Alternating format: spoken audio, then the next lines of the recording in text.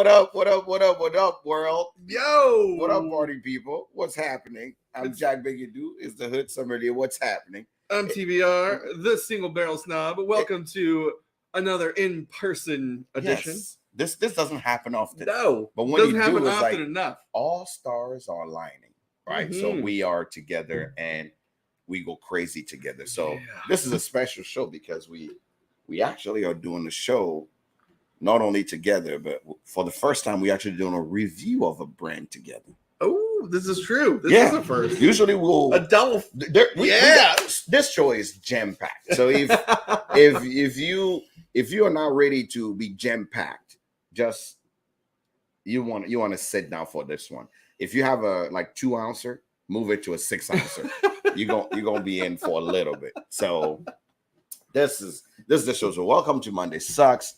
Like we said, we are here for a good time. If your Monday sucks, that means you're in the right place. I was telling someone today that we are not for everybody. We are just like Monday. Not everybody like us. Not everybody likes Monday. No.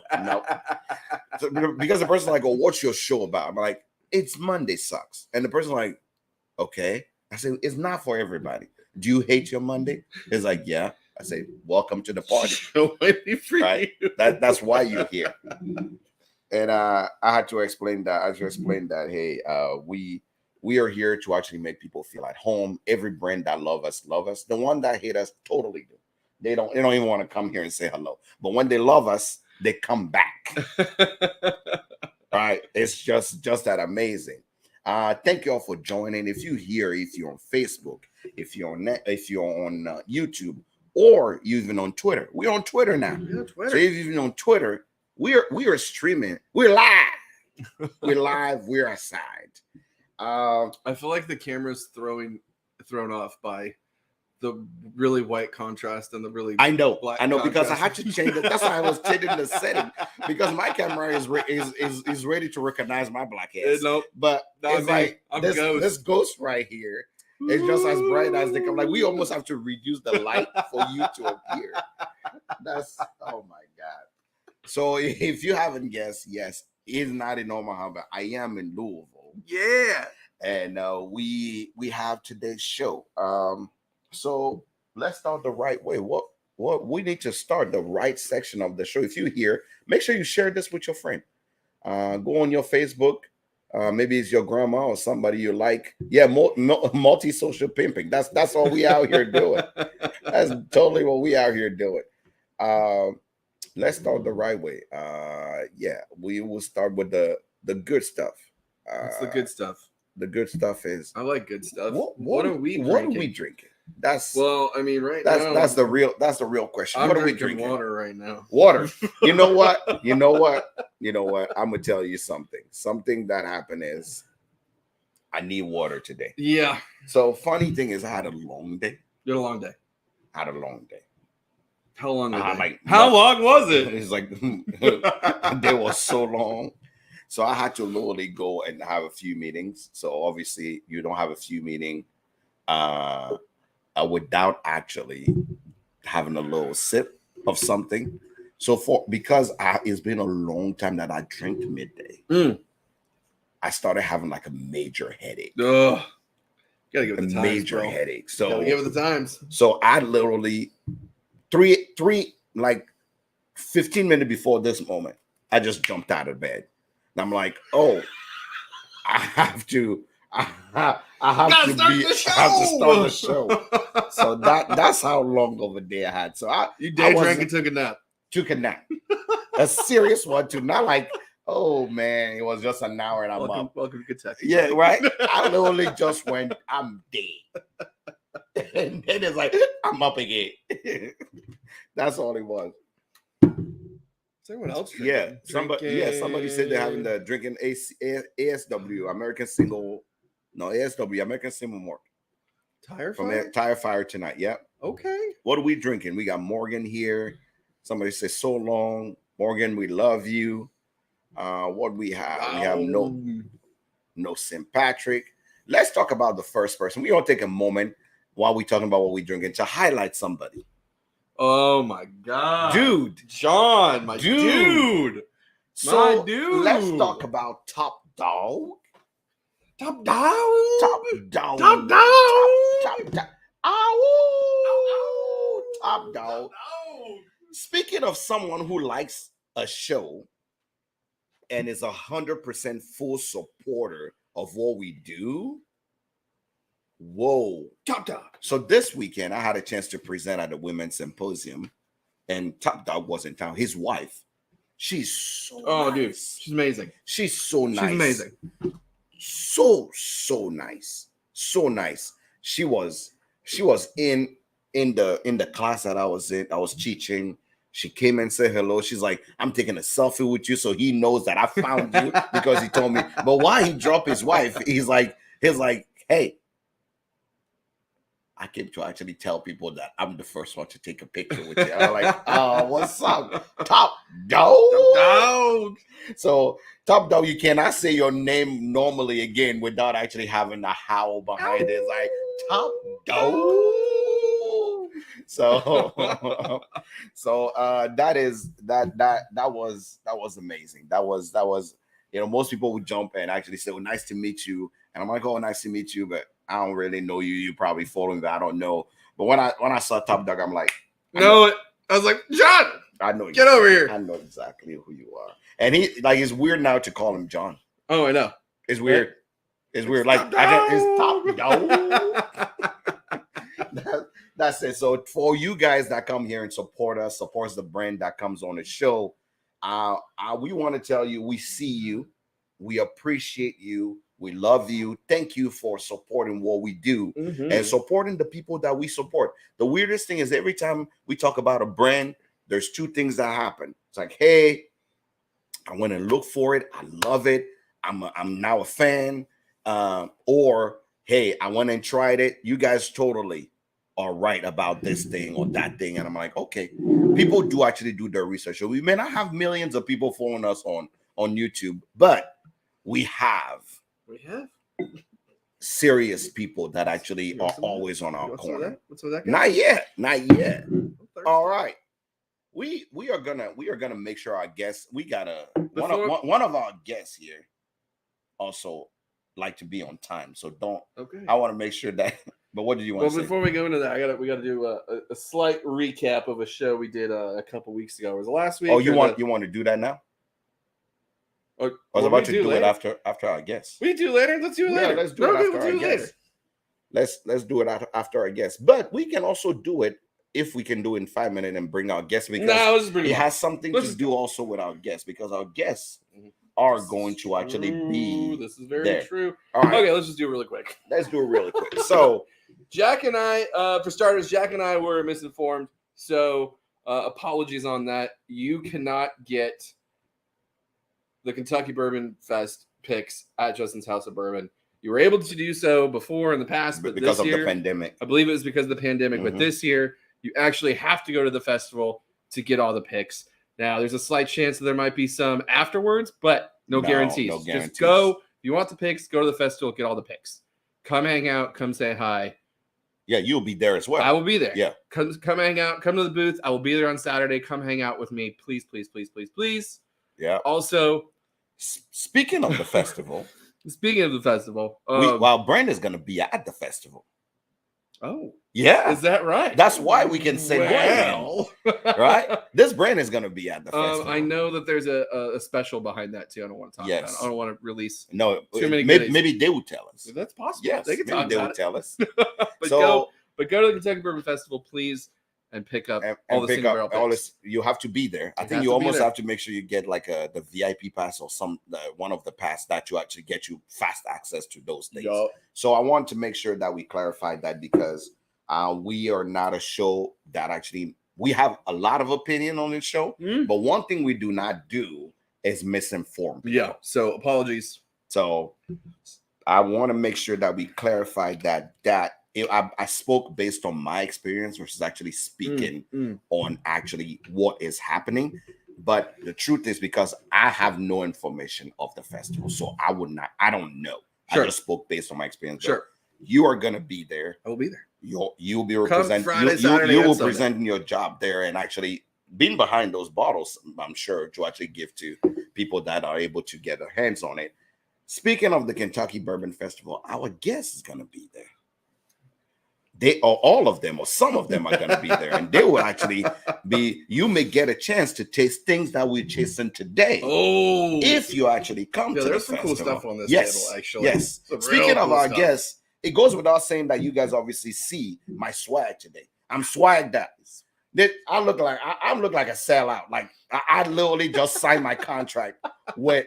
I literally just signed my contract with Penelope, and I just came in like those. You know what is that? Those football kids. Like they say, who did you sign up for?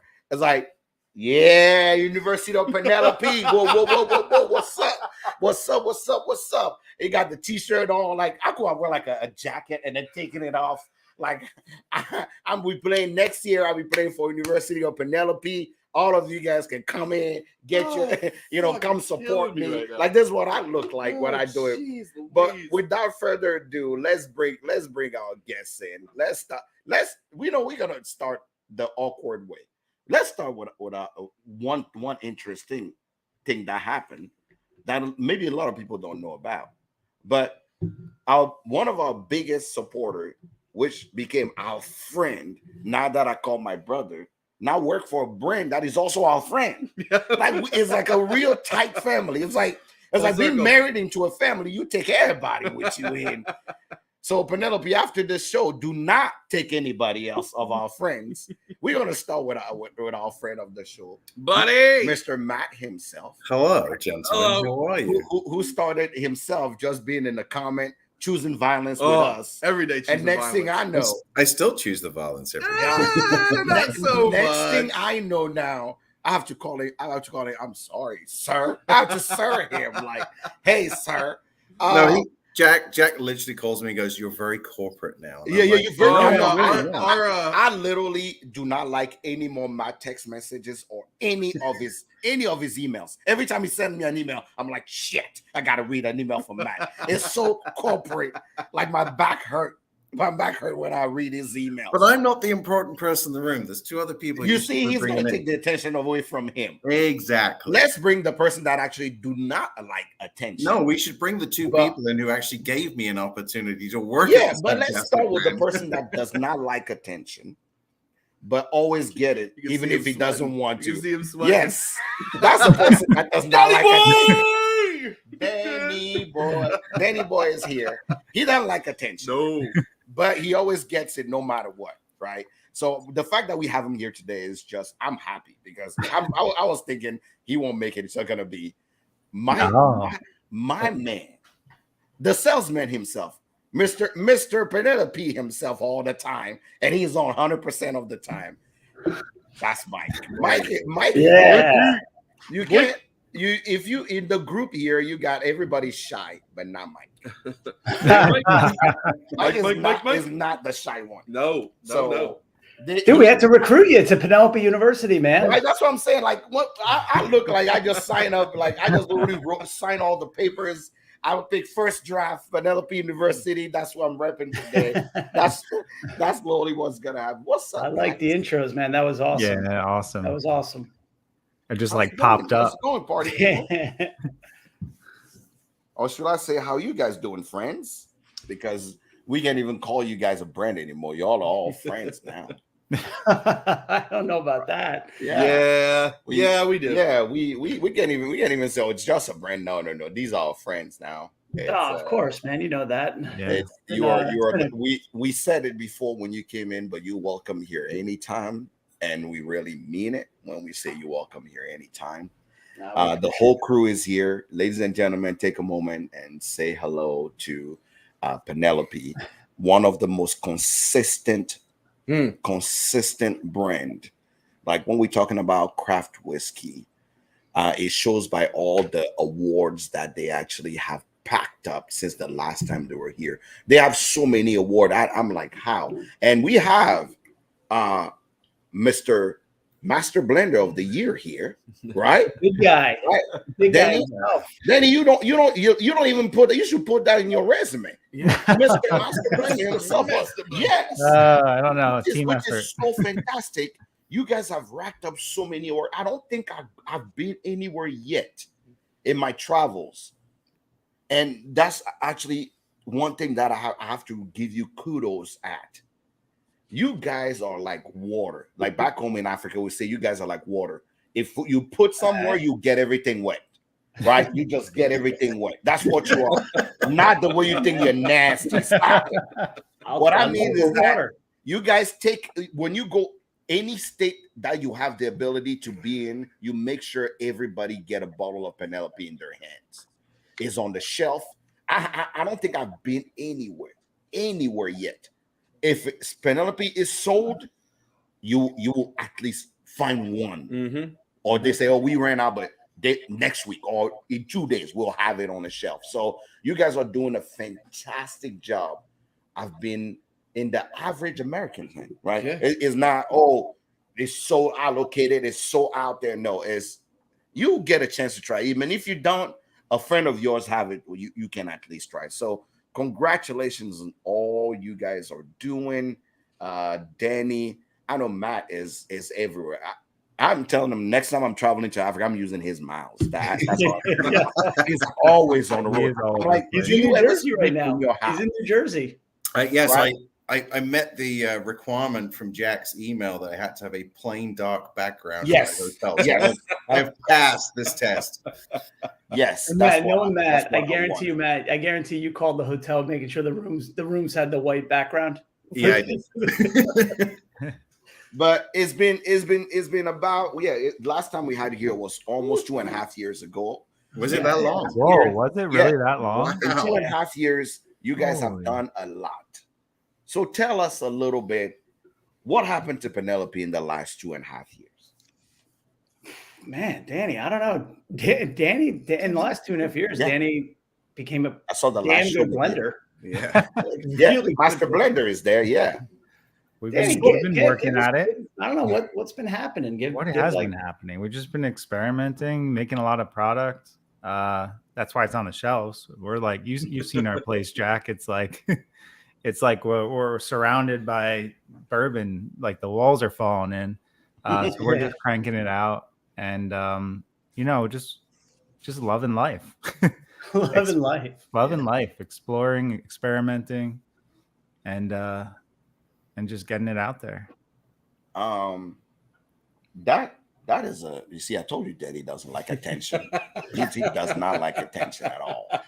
But Right to the point. Tell us, Loving life. I love that. yeah, tell us about one of the things that I always had a question about is I'm gonna hide you a little bit. Whomever is gonna answer it, I'm gonna bring you up. But is this Ooh. this right here, if you guys can see it, right? One of the greatest thing you guys have done is the ability to truly give the opportunity for the people to live in your world.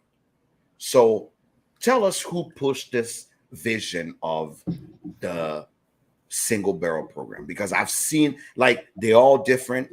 A lot of places have them. Oh shit, that's right. Because last time we had him on the show, we teased him about Correct, it. They're like, correct. hey, single barrel project? Yeah. That's so, right. Oh yeah, my that's why it's God, been dude. 2.5 years. Yeah, holy smokes. So that thing became a thing now. So Yeah. who came up with that concept? Who is pushing that for everybody to actually? I think everybody I've ever talked to, and that made me try their Penelope single barrel, is nothing like the other one. They're all different. They all so They're vastly completely different. Is like a unique identity. I want to hear more about that because I feel like that is like your strongest hold on the market right now. So can you speak a little bit about it? Yeah, I remember that too. Danny, you remember we started that. I think the first one was with Breaking Bourbon that we did, and it was called Breaking the Seal. Yeah. And we had started getting a bunch of requests. I just became big. We had started getting a bunch of requests for single barrels, but we're a blend of 3 different mash bills of corn, rye, and wheat. And so, I think we couldn't really wrap our head around, like we couldn't really pull off a single barrel program. So look, we want to stay true to who we are. And that really had to do with blending. And so we started doing these kind of like bespoke small batch blends. But like, I remember, Danny, in the beginning, we were like, we just don't want to put any like restrictions on it. like, here are the barrels. We'll take the burden on and like hold on to them. And, you know, there's some logistics. Like sometimes it's easier to be like, you can only use 20% of rye. You can only do this. It's got to be, there's like kind of these strict guidelines. We were like, from a blending perspective, you just got to make it an open canvas, right? Just keep it wide open, whatever direction you want to go down. Awesome. So we started doing those. I actually have all the original ones. It's hard to see. There's Oh yeah, you didn't respect the rule of having amazing lighting. Yeah, you didn't respect the rule. Matt is the only one that respected the rule, and Danny too. You just went in the dark. You're like, let me hide out here and do this show. Yeah. So we started doing those, and I think we did like 6, maybe 7 of them as the first wave. And we had these exceptionally good MGP 21 rye barrels that were, I think they were 2015s, right, Danny, if I'm not mistaken, like 2015s. But they were, you know, aged in Kelvin, new oak barrels. They were absolutely delicious. So we're like, they were so different than the actual mashes that we were getting from our traditional batches that we thought we can just have fun with them and do some kind of creative blends with them. And that's basically how it started. And then it's just been this, basically Private Select has just become this platform for creativity. I mean, it sounds kind of tongue in cheek and a little cliche, but it has. I mean, Private Select, we have straight, you know, bourbon whiskey blends. We have a blend of straight whiskeys. We have straight rye whiskeys. We have, and then we also have a 95 proof that we will, you know, we do every so often, maybe for some bar and restaurant customers, but it's basically been a forum. Like if we come across some really cool barrels and we think that we can, you know, work with some partners and turn it into something, you know, a little bit more unique, then that's kind of been the kind of product that we've been able to kind of leverage that off of. And it seemed like it's what do you call it? It is a way now at Penelope, because I just came back. I was there, and your people are not afraid to actually suggest a blend. No, It's like, you know what? If you don't like A and B, maybe we should put it together, see if it makes something better. I think it became a way of life at Penelope. Is like, you know, if we take a little bit of something and a little bit of something and put it together, we may create some miracle. It really is, though. I mean, that is the mantra, I guess, you know, the ethos. The ethos, right? Mm-hmm. Just mixing together, you don't know what you're going to get. It's worth a try. I mean, that's part of like what we do, is we just keep trying to mix things together until it comes out good. You know, it's about the time you spend to just do those combinations and come up with whatever that best blend of something is. So apparently somebody is jumping in and telling us already that I said you guys are everywhere, but he can't wait for the water to disperse to Arizona. Arizona is too bone dry. It's too dry. That's why the water can't make it there. It's too dry. Yeah, my aunt lives in Arizona. We should be there. Okay. You see, Patrick, there may be hope for you after. I told you, if you ask for Penelope to be somewhere, they will try to be there. That is the one thing I have to give you. So, the question I have is your Private Select. So, which we're gonna try now, the Private Select that you guys have, right? So, do you guys issue your own Private Select, and then group or store can have their own Private Select as well? How can one know the difference between 2 Private Selects? On the back of the label of the Private Selects, it lists the actual blended mash bill. So it's usually a blend of 3 bourbons, but like Mike said, in some cases we have a blend of whiskey. So we might do maybe a rye with a blend of bourbons. There's a couple different variations out there, but the back of the label usually will tell you what the batch number is, and then also what that blend breakdown is, the blended mash bill. Well, but we did switch up. So we did switch up. We used to have the blended breakdown, so it'd have like corn, rye, and wheat. Mm-hmm. And then on the latest iteration, we actually migrated to just having the mash bill. Okay. Yeah. So on our we did 2 batches for the markets, you know, that we're currently in, and that was 22-301 and 22-302. Danny, I remember they Matt and Danny were I was watching. What was I watching? I was watching the Blinders in our Peaky Airbnb. Blinders, yeah. Blinders. Yeah, you're watching Peaky Blinders. Yeah, they were just blending away, but I was. Yeah, So you guys even blend while you're on the road? Oh Yeah. yeah. I was blending in the hospital when my babies were born. I love it. Violence. Yeah. Let's go. This man choose violence a lot. I'll give you a perspective on that on the road blend, because it was really great to see like the whole team, everybody just kind of getting really into what was being created. And tasting those two blends that Danny was putting together, and Mike and me were tasting them. It was just marvelous how you see the blend progress and then actually get to the bottle. And that's pretty magical. Like, obviously I joined it, 6 or 7 months at this point. And it's really cool to see that progression, because when those blends are coming through, you're trying to figure out, what is the Penelope profile for this?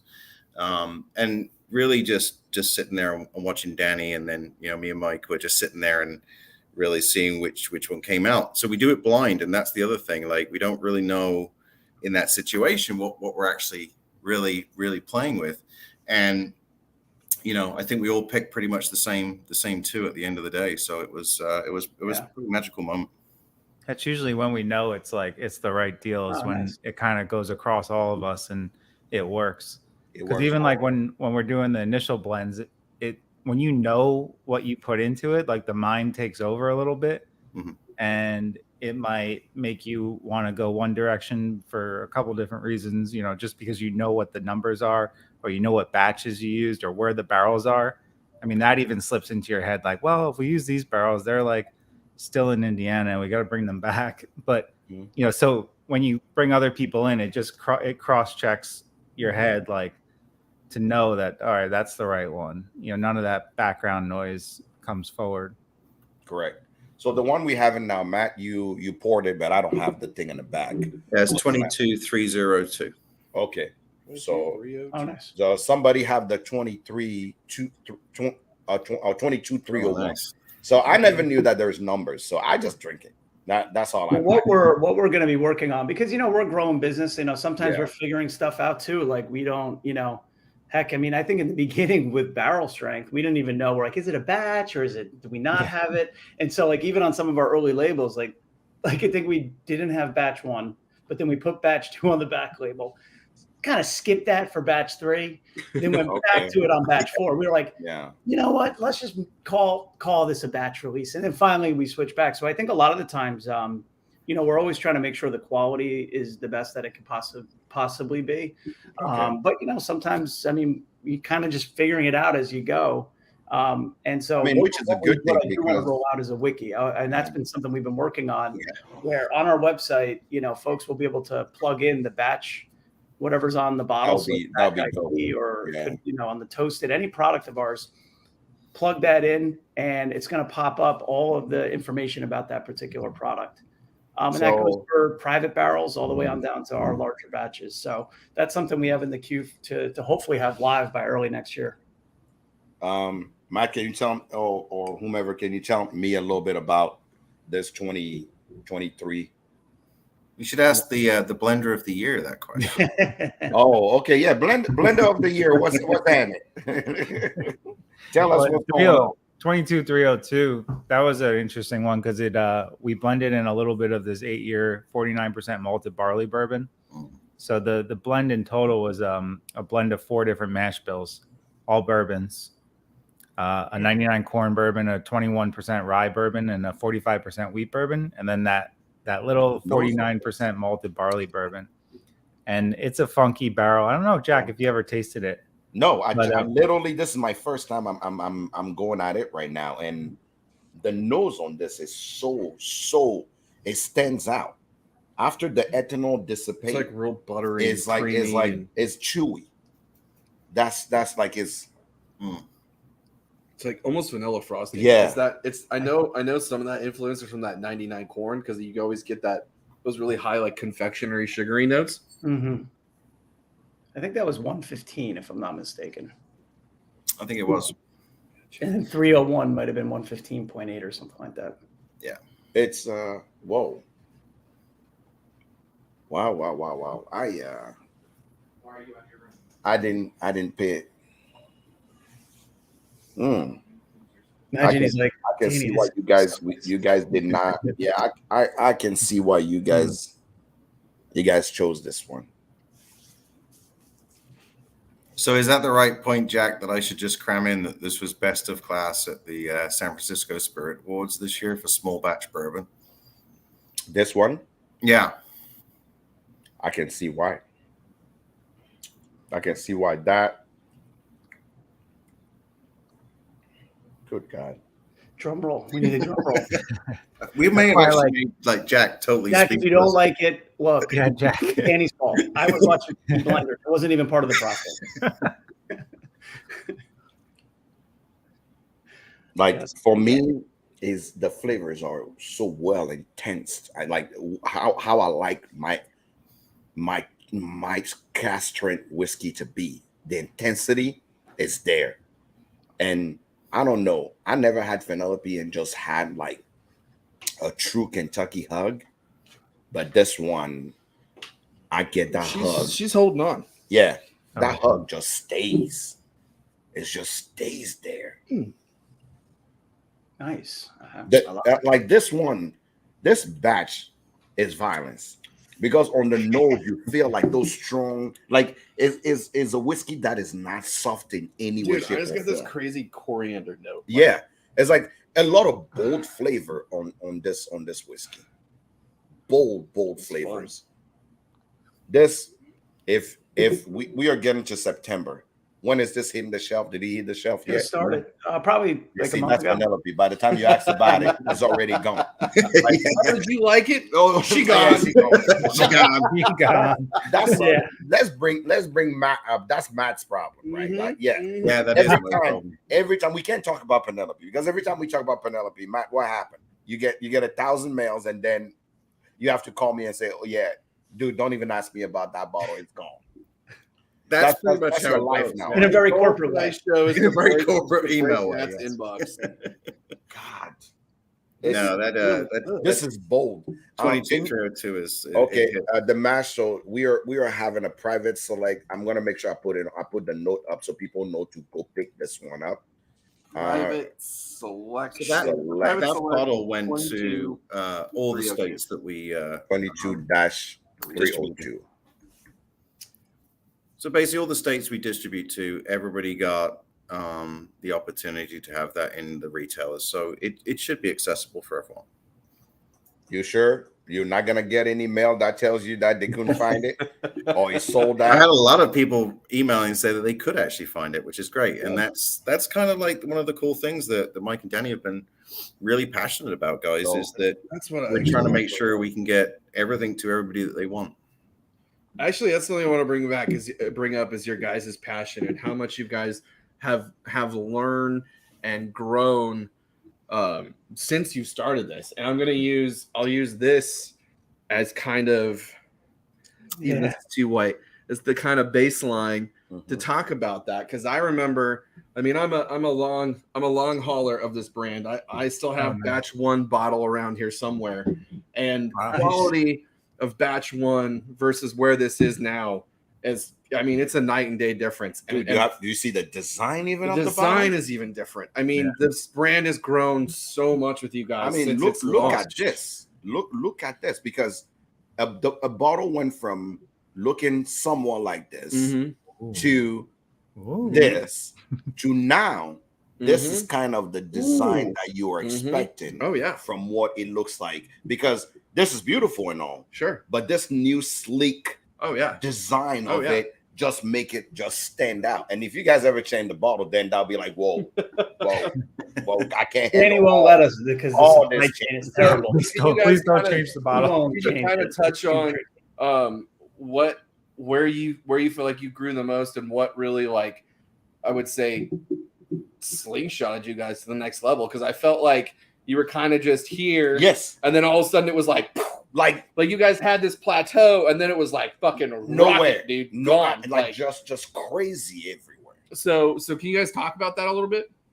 Yeah, I mean, I think a lot of it Danny could probably speak to it on the product side. I think across the board, what's interesting is like we always have just who we are. We try to have really good relationships with all of our partners. So it's the community to our wholesalers to our supply chain. Like I'd say almost every single one of them we're still working with today. And that goes back to like before we even released the product. So I think you start building up great relationships with folks, just having, working with them for such a long time. But I think one of the things we always did, like when we first started, we just didn't really, we kind of took a more, from my perspective and Danny at the time, we said, look, like if we sell through a batch, we want to be able to remake it, right? Like that's how products work. If I'm making any consumer product, I got to be able to remake it and stock the shelves. So you have to have it in stock. You have to have inventory. So the most logical thing for us was to start with 2-year and just slowly and steadily just work your way up. So you go from 2-year to like 2 to 3 years to 3 years, and you just kind of progression. And I think, you see that in the age, but in parallel, you see Danny really fine tuning his blending craft. I think we opened up the facility in April, 2020, Danny? Mm-hmm. Opening up the facility was a huge game changer for us. Allowed us to just kind of do whatever we wanted when we wanted. We learned really quick that you need to be able to touch it. You can't do it remotely. You got to touch the barrel. You got to have them near you, especially when you're doing these finishes or just doing the R&D and being able to just go there and mess around every day. So we learned that quick. Yeah. And I do think too, like that really kind of next level, I think Toasted was a big popular product for us. Still is. Through the 190 degree heat of the summer, it's been a really popular product. We actually just updated the package on that on the latest batch. So, I mean, I think, but I do think that all stems from the facility and being able to have that flexibility to just do whatever we want. Like if we want to do a stave project, or if we want to bring in Tokai barrels or anything. I mean, I think that's been, even though it is only 3,000 square feet, I think that's been really helpful. Yeah, I think 99% of the I had to remind Danny that it's time for you guys to move. No, that's what young people now will say. You're done.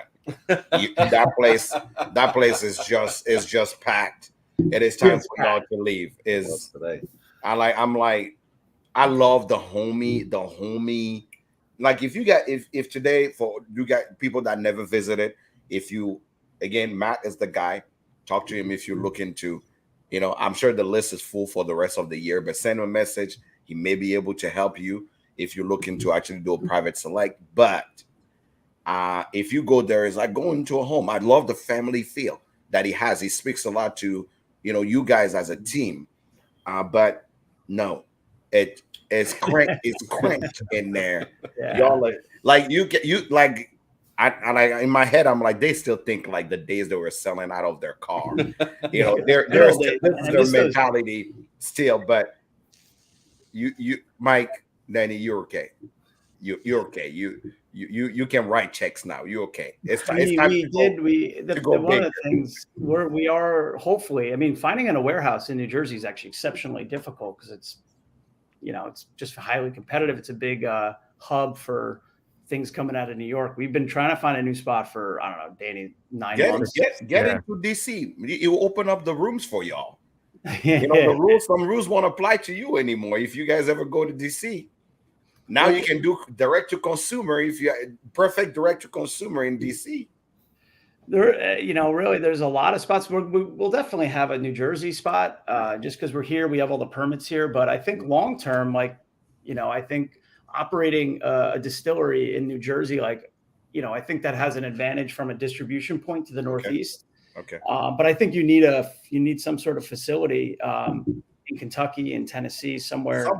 Where the distribution to the Texas to the West Coast is a little bit more economical. Somewhere that's not the most densely populated state in the country. Somewhere where you can maybe get a deal.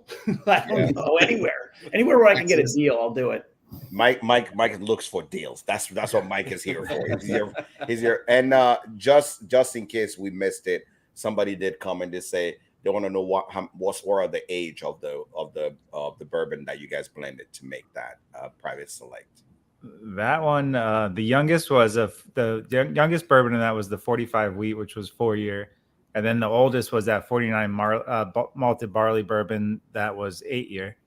And then the 21 rye was just about 6 years, and the 99 corn was just about 6 years.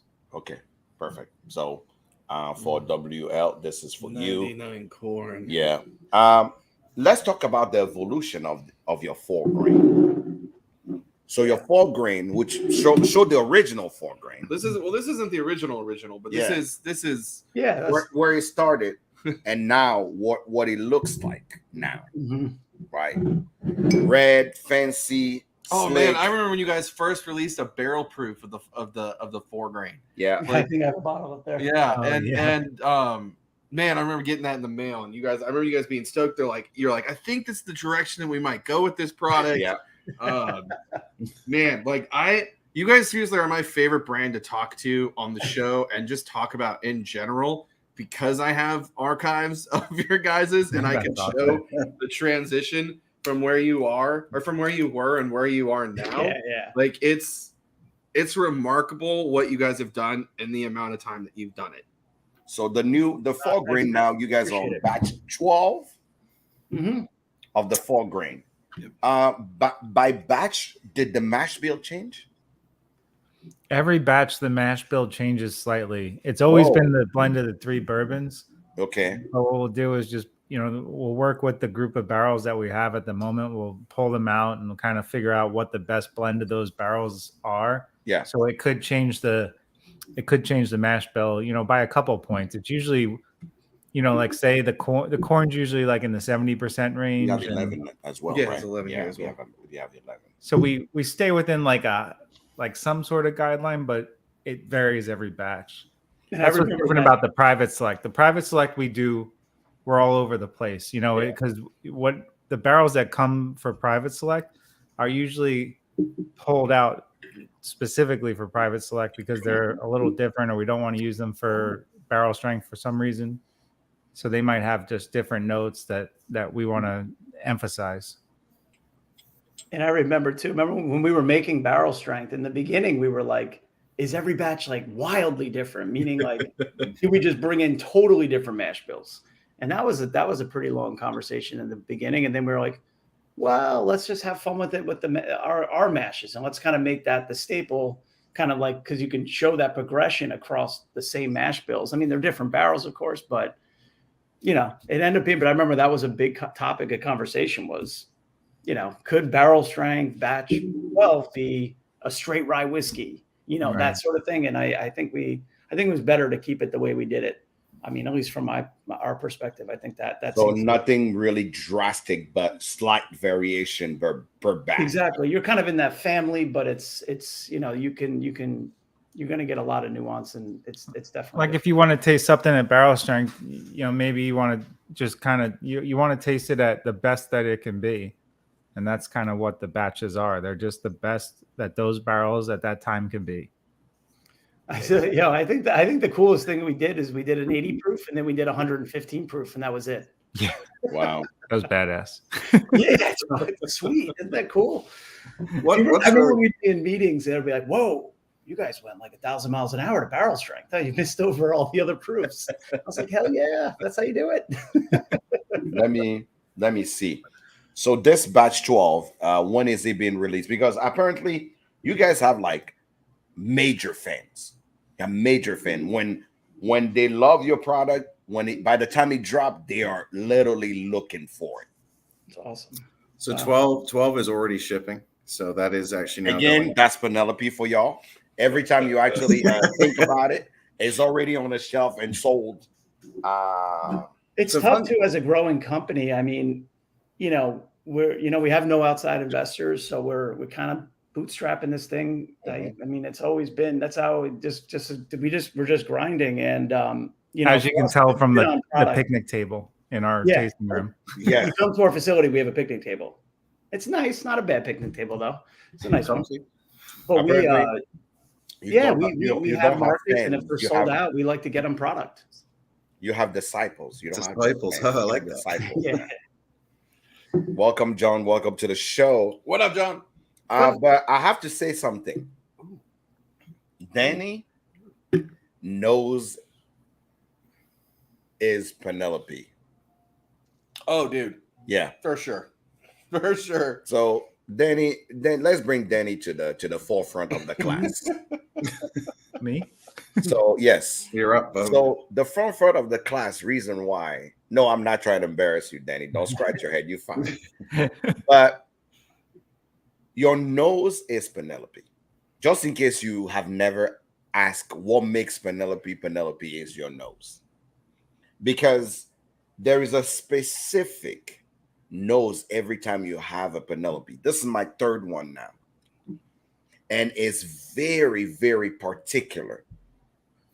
Like your blends are different, true. But the nose in the blind tasting, if I was blind and I nosed it, now that I'm paying attention properly, I will know that it's Penelope. It's kind of like yeasty, bready. Yeah, it's bready. Like I said, it's chewy. Yeah, When you blend, there is a certain nose that remind me of fresh baked bread with some coriander and bacon spice on top of it. That's what it reminds me of. So if you never heard it before, your nose, the nose that comes out of every glass when a bottle is open, that's you.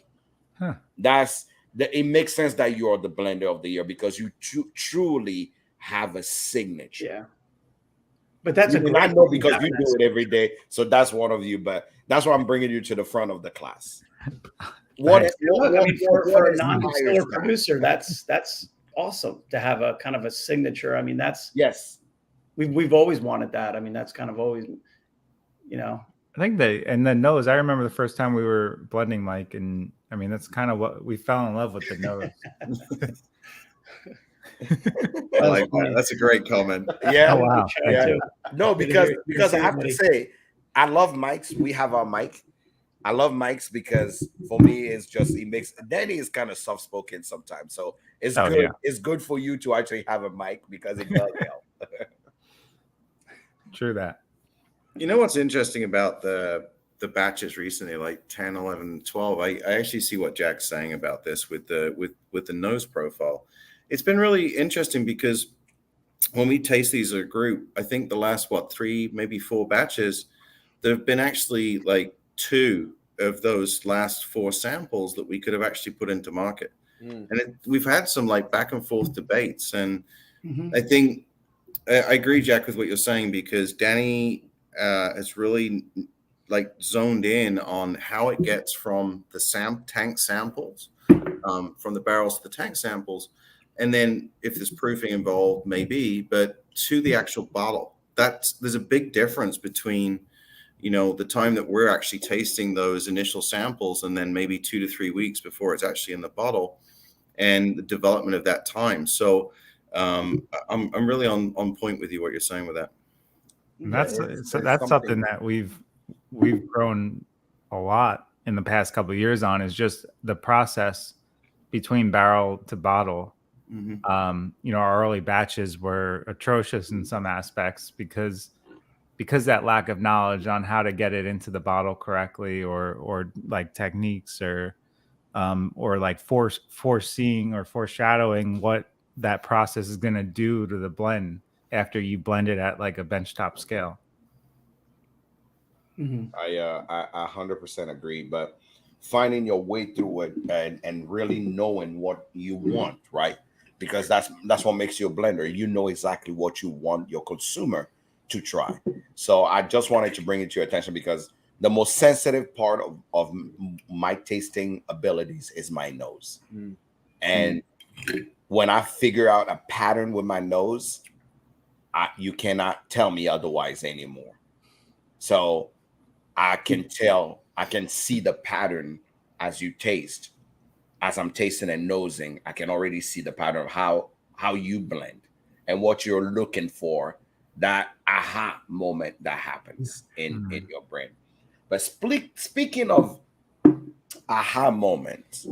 Let's jump into staves.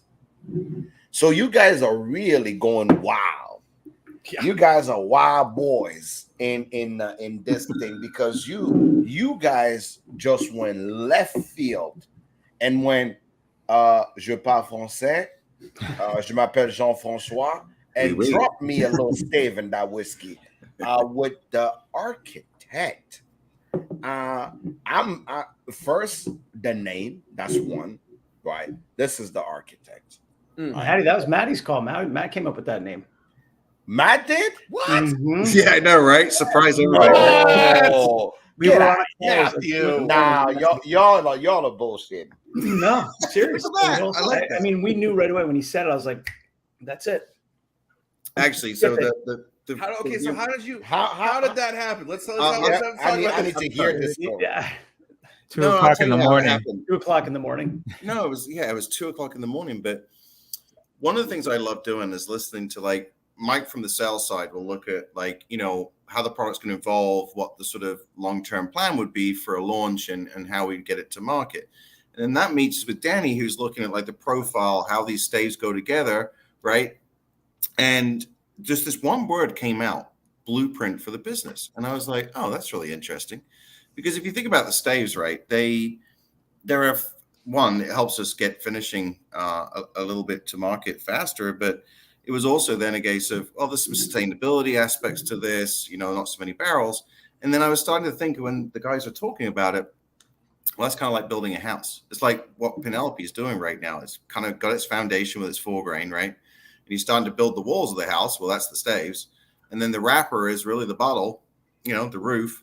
And the cap. So, and I was sitting there and I just went, oh yeah, how about the architect? And it was kind of, that's it. It was pretty when you know, you're like, This is where people that Jake's choose like- violence, people that choose violence are in the chat now because Matt is usually choosing violence. So this now that he's, no, go ahead, I he's just the saw one that. on the screen. No, you Yeah, got to everybody well that is- down. Yeah, everybody.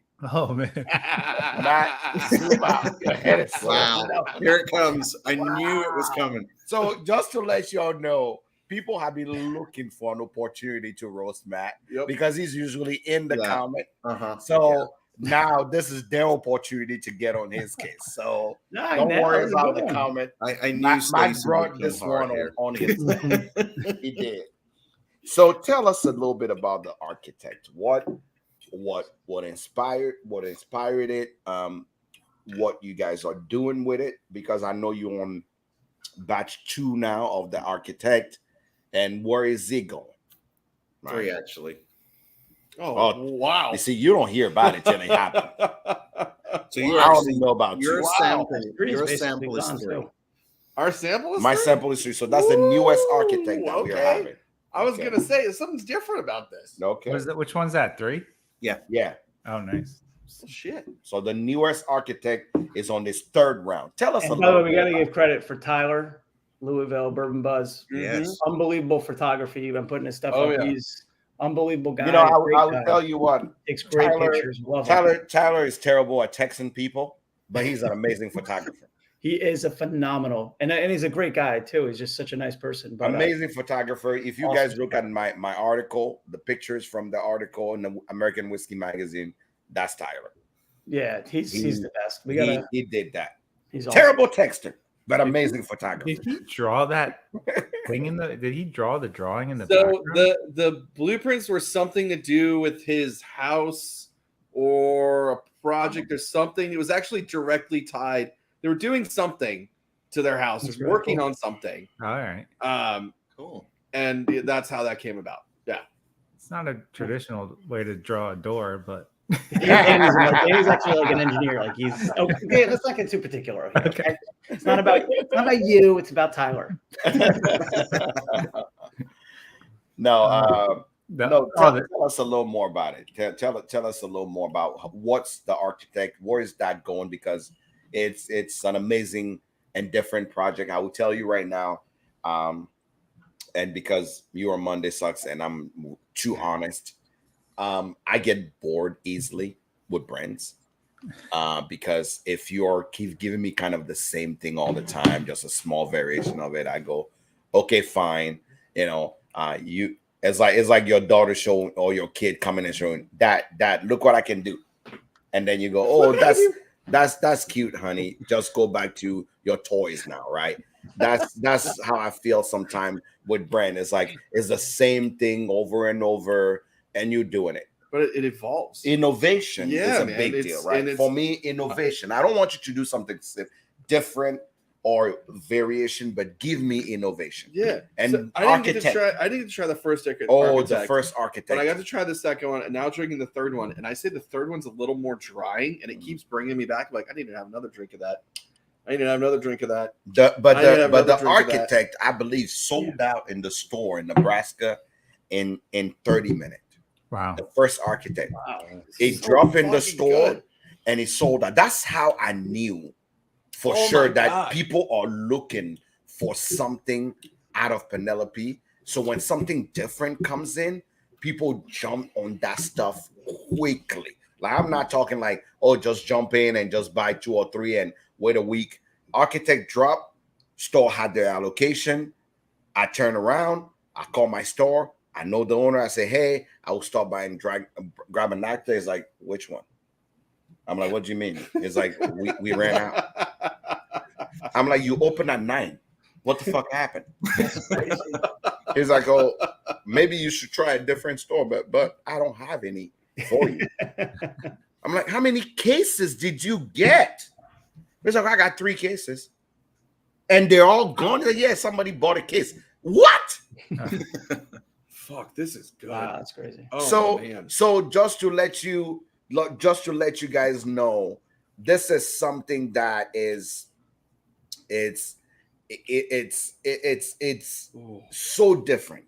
It's you guys have to understand my weakness. I don't like chocolate, right? I don't like chocolate, but I love cacao. You guys call it cacao, but cocoa is what. growing up, there was this in Ghana. In Ghana, they have the biggest production of cacao. And what they would do is Ghana chocolate is a big deal, right? When people will travel, they'll bring you Ghana chocolate. Big deal. But they make this thing called Milo. So literally the brand is called Milo.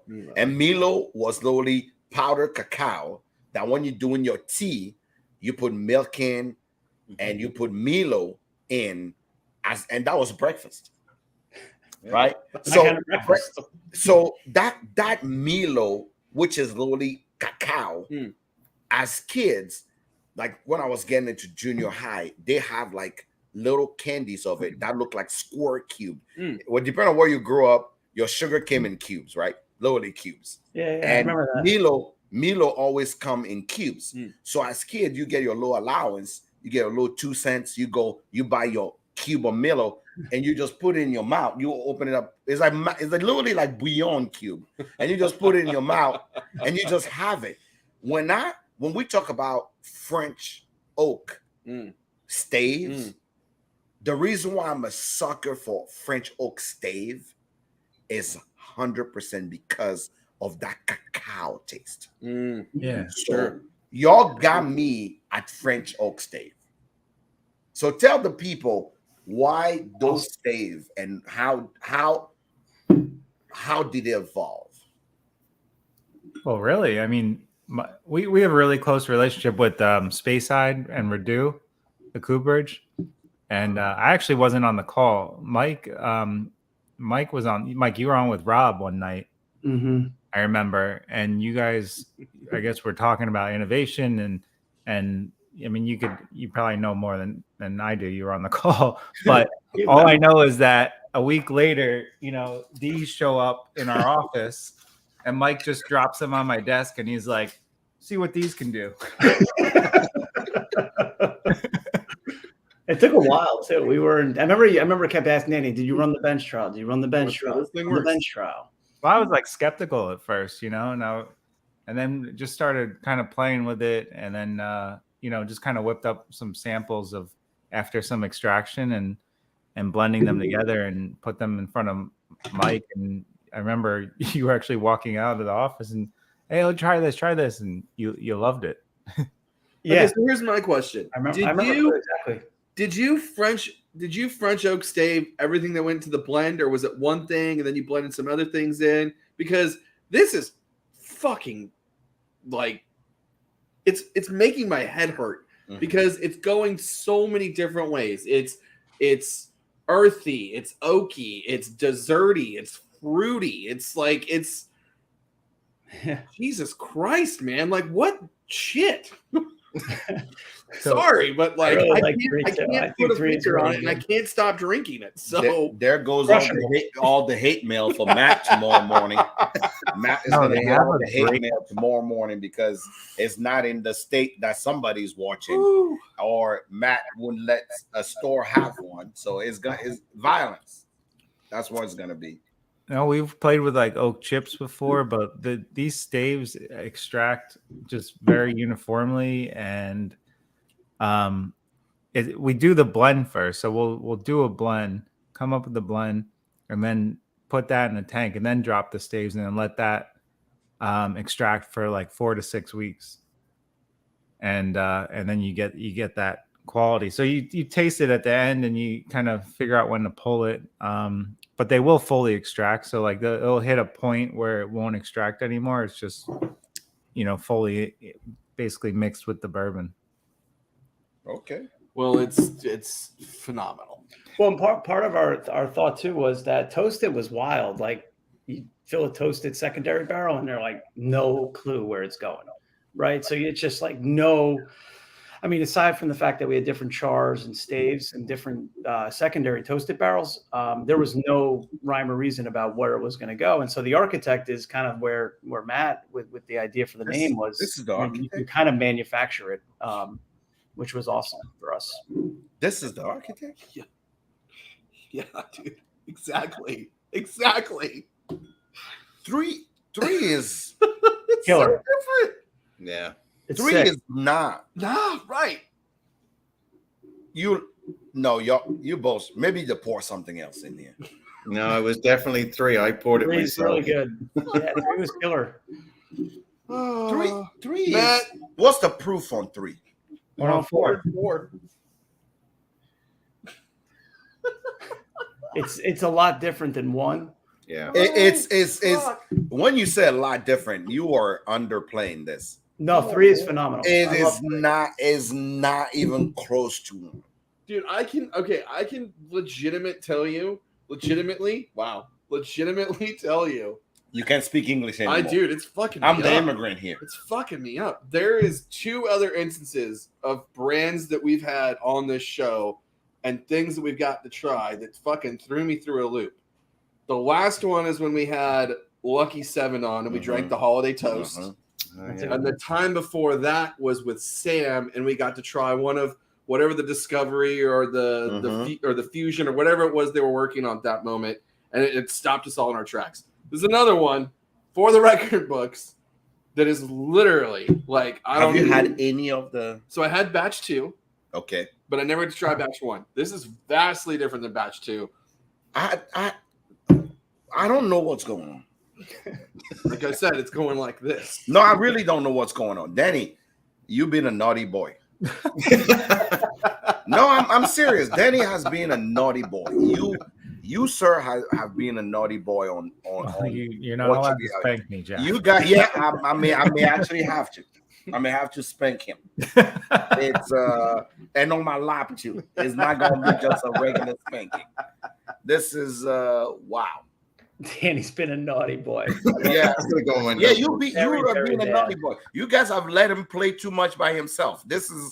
He's been a naughty boy. He definitely have been, because for batch 1 to be so different from batch 3, you have been a naughty boy. Batch 1 was safe. It was what it was from somebody who loved French oak is expected. Right, so it was everything that I'm like, this is exactly what I want. This is exactly what I expect. But batch 3, sir, I hate to tell you, you have been a naughty boy. So, like, yeah, that's funny you say that, because I think, man, looking back, I think batch 1 we were new to French oak too. You know, so we were like not going full pedal on the oak and kind of doing like almost like a transition of a bourbon charred American oak and dabbling in French oak. And then after one, we were like, all right, let's put the pedal to the metal and really, really oak this thing up. Well, you also have to keep in mind this is new for Redu That's true. as well. So we're all in this together. As they innovate, we're able to innovate. Like it's Because all of the happening type real of time. barrel, the type of stage that you guys are getting. Exactly. So it's like us, and then I think like some big tequila brand owned by Diageo is another one. Okay. And we're on the forefront of it, which is pretty cool. You guys To the point where they're open for our feedback and they're Yeah, we're actually supposed to give them feedback. yeah. I think we forgot. you guys are onto something. Thanks. You guys are onto something. Definitely onto something. It's Are you sure it's not the name? The name's good. no, the name was good, right? The name is good. The name was good. Uh. It's, we don't need to give any more credit to Matt because violence is what Matt and I know. We do not know anything else beside that. So, Oh man. like Stacy said, we start talking about him. His head is gonna swallow. He cannot handle Oh my Lord. he cannot handle the screen anymore. We need to make sure that no, don't do that yet. I will bring it up. I don't like Danny right now. He's I naughty. want to make sure I like people that. know this.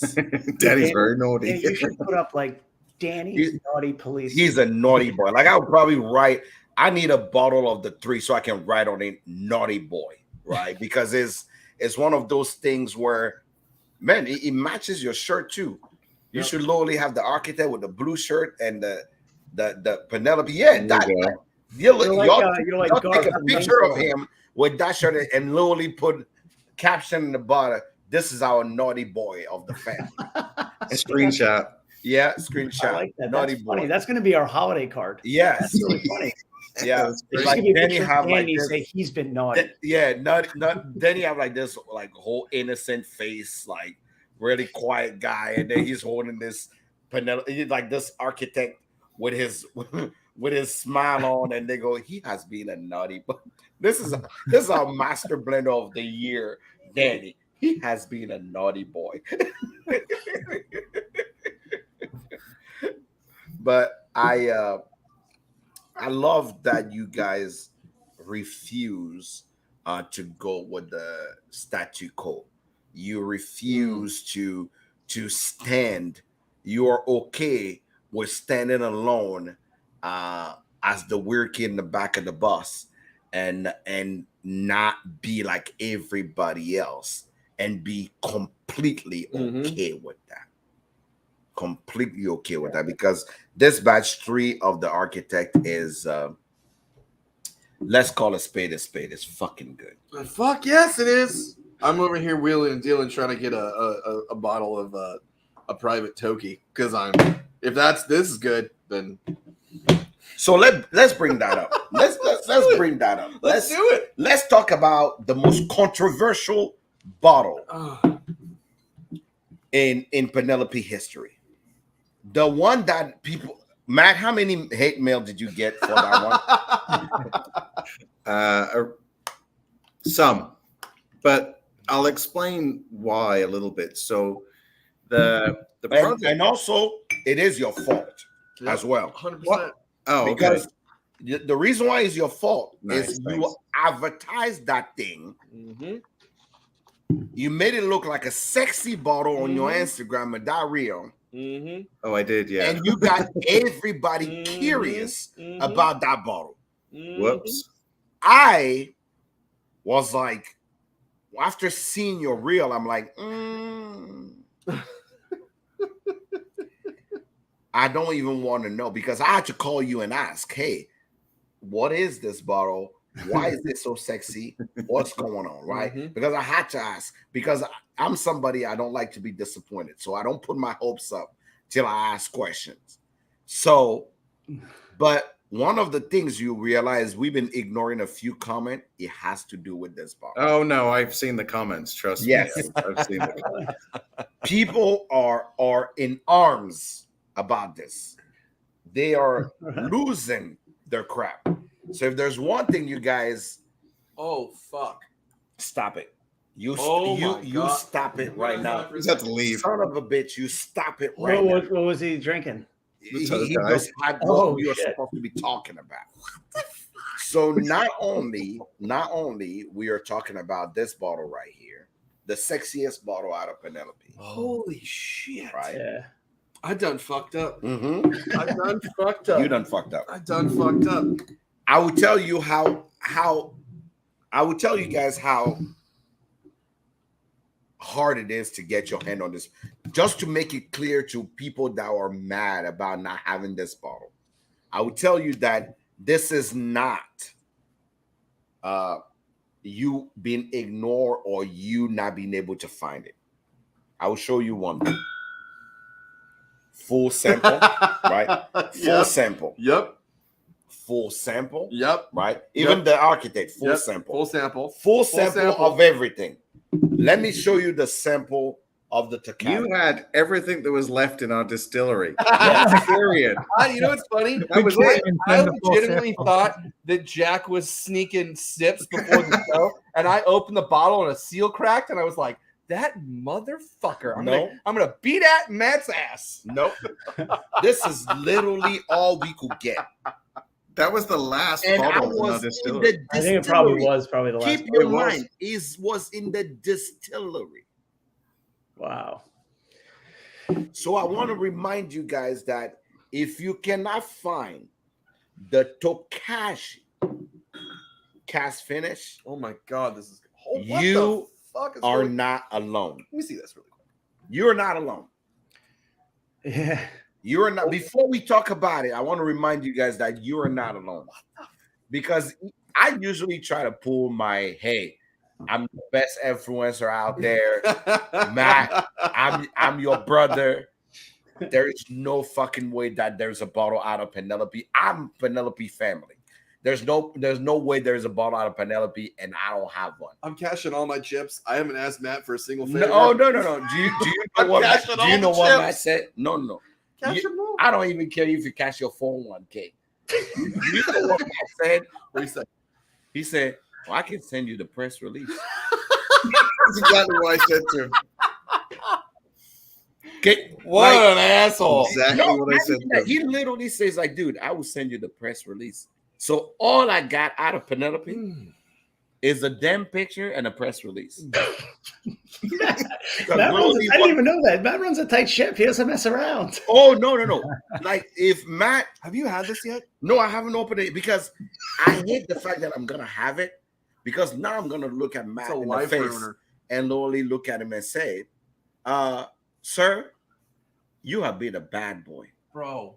All right, we got to talk about this because how did this? Okay. I thought the architect fucked me up. This really fucked me up. Fucked us up. Yeah.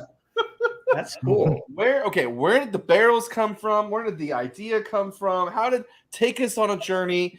Jack's gonna pour some. I'm gonna pour myself some. Story time. We are finishing this. Oh, we're drinking this whole damn thing. This is done. I got Story time. Tell us from conception to As a final matter of fact, final product. This is the only thing I'm taking home. You can keep the rest. I'm taking this one. We're killing that bottle. Tell a story. Story If you time. start I seeing remember. I got to writing, tell that don't worry what about how it. this came It's about this because barrel. I remember it so clearly, and we were just starting to. We had tried the private barrel stuff and with samples, and we were fumbling it around, and it was tough for us to manage. Right? We operate lean. We couldn't fit. So we said, why don't folks just come to Jersey? Our place isn't anything glamorous, but come here and we'll roll out the red carpet. We'll bring in lunch and whatever. You realize we didn't get invited. This was anyone that reached out. It was really for people that reached out. I'm not trying to steal the pot here. Invited. We were not invited. Everyone. And our brother worked for the distillery. But anyway, we wanted something extra special for when people come. That was the main thing. Like we just wanted to have something different. Hey, you flew here. Can we at least, you may not like it, but we'll have something a little bit different for you. So it started out as just that, like you made the investment in your time and your money to come here. So we want to just make sure that you have something cool and different. That was really the basis of it. Then it tasted really good. And I was like, we got to order more. These barrels are really good. Yeah. And that was when I was like, Danny, can we like quadruple the capacity on this thing? And he was like, well, I'll figure it out. That's Danny. That's Danny. Naughty boy Danny is always like, I'll figure it out. The other thing, I mean, we never released a rye before either. And that's exactly what because Matt, if you remember our conversation, I say, I literally was about to make a fuss out of this, right? I was about to make a big deal out of this. And Matt say, please don't. And I'm like, what are you talking about? How we got and I'm like, Penelope, first ever rye out in the street doing what is happening. And he's like, please don't. Please don't. And I'm like, what are you talking about? He's like, till we are able to have more to put out there, please don't. Because people that have tried it know about it. It's sold out in most places. I don't want any more hate mail. Just put it out there. Tell the people about it. But please don't. I literally thought he was telling me, please don't jack this thing. Don't hood sommelier this thing. Don't jump out there and just start telling people about it, because they're gonna be very disappointed if they actually know that they can't get it. The conversation, to be very specific, was that, to Mike's point, this was a single barrel program that relatively we had the extra cases, and we wanted to be able to make sure that stores had their selections, but also everyone could actually enjoy this product too. To Danny's point, this is also kind of the first time that we'd put a rye out and actually in a finish as well. So those are two really actually hugely delicate things to do, because rye is a really polarizing pour. You're either going to love it or you're not. And it's like Marmite. So then when you put what is quite a sweet finish to this, you have to be pretty delicate how you message that. And that was really a conversation I was having with Jack, is that we've really got to see what the reaction to this is, because one, these are kind of special barrels. It's two, us really trying to figure out, does rye make sense? And three, it's putting it in a finish. So I think it's definitely one of those things that we already now know that a lot of people are really liking it. So there you go. And what happens is that we like the idea of the barrels, right? We know the wine, and then the barrels show up and we sit there and we're scratching our heads. Like, what are we going to put in these barrels now? And actually time passes a lot of, they'll sit in our warehouse and we'll just be like, I don't know what to put in there yet. It has to be the right thing. So we did try bourbon and it was good, it was in there for a while. That one was in there for the longest. That was the first one we did, a 4 grain. And then we were like, all right, it's good. What else? Let's try something else. We did a 95.5. It was good. But then we came across this batch of 95.5 that was really good. And you got to tell the story. The story is pretty good. You're a good story guy. Well, because we were making Toasted. So making Toasted, we're on a production schedule with Speyside and Kelvin for new oak barrels. Getting new oak barrels right now is actually very difficult.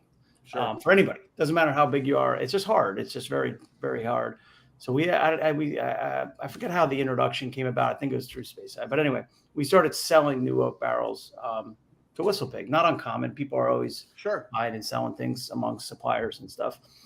But I don't know. I was like, Danny, well, if we're going to sell the barrels, maybe they can open up their warehouse. Like, we scratch their back, they scratch ours type of situation, right? Like, we're always trying to find good aged stock. So they're such a nice guy. They're awesome folks. And yeah, they opened it up. They offered like 4 different batches. We kind of vetted them with some of the folks that we know about the different batches. And this one batch of 95.5 rye was excellent. It was just really good. And we go, okay, well, we could fill up all 12 Tokai barrels with it. So, wow.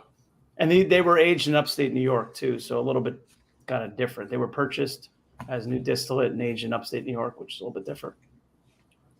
So one of the things that this keeps throwing me back to is when I get to go on vacations with my family. My mother-in-law is a very big foodie.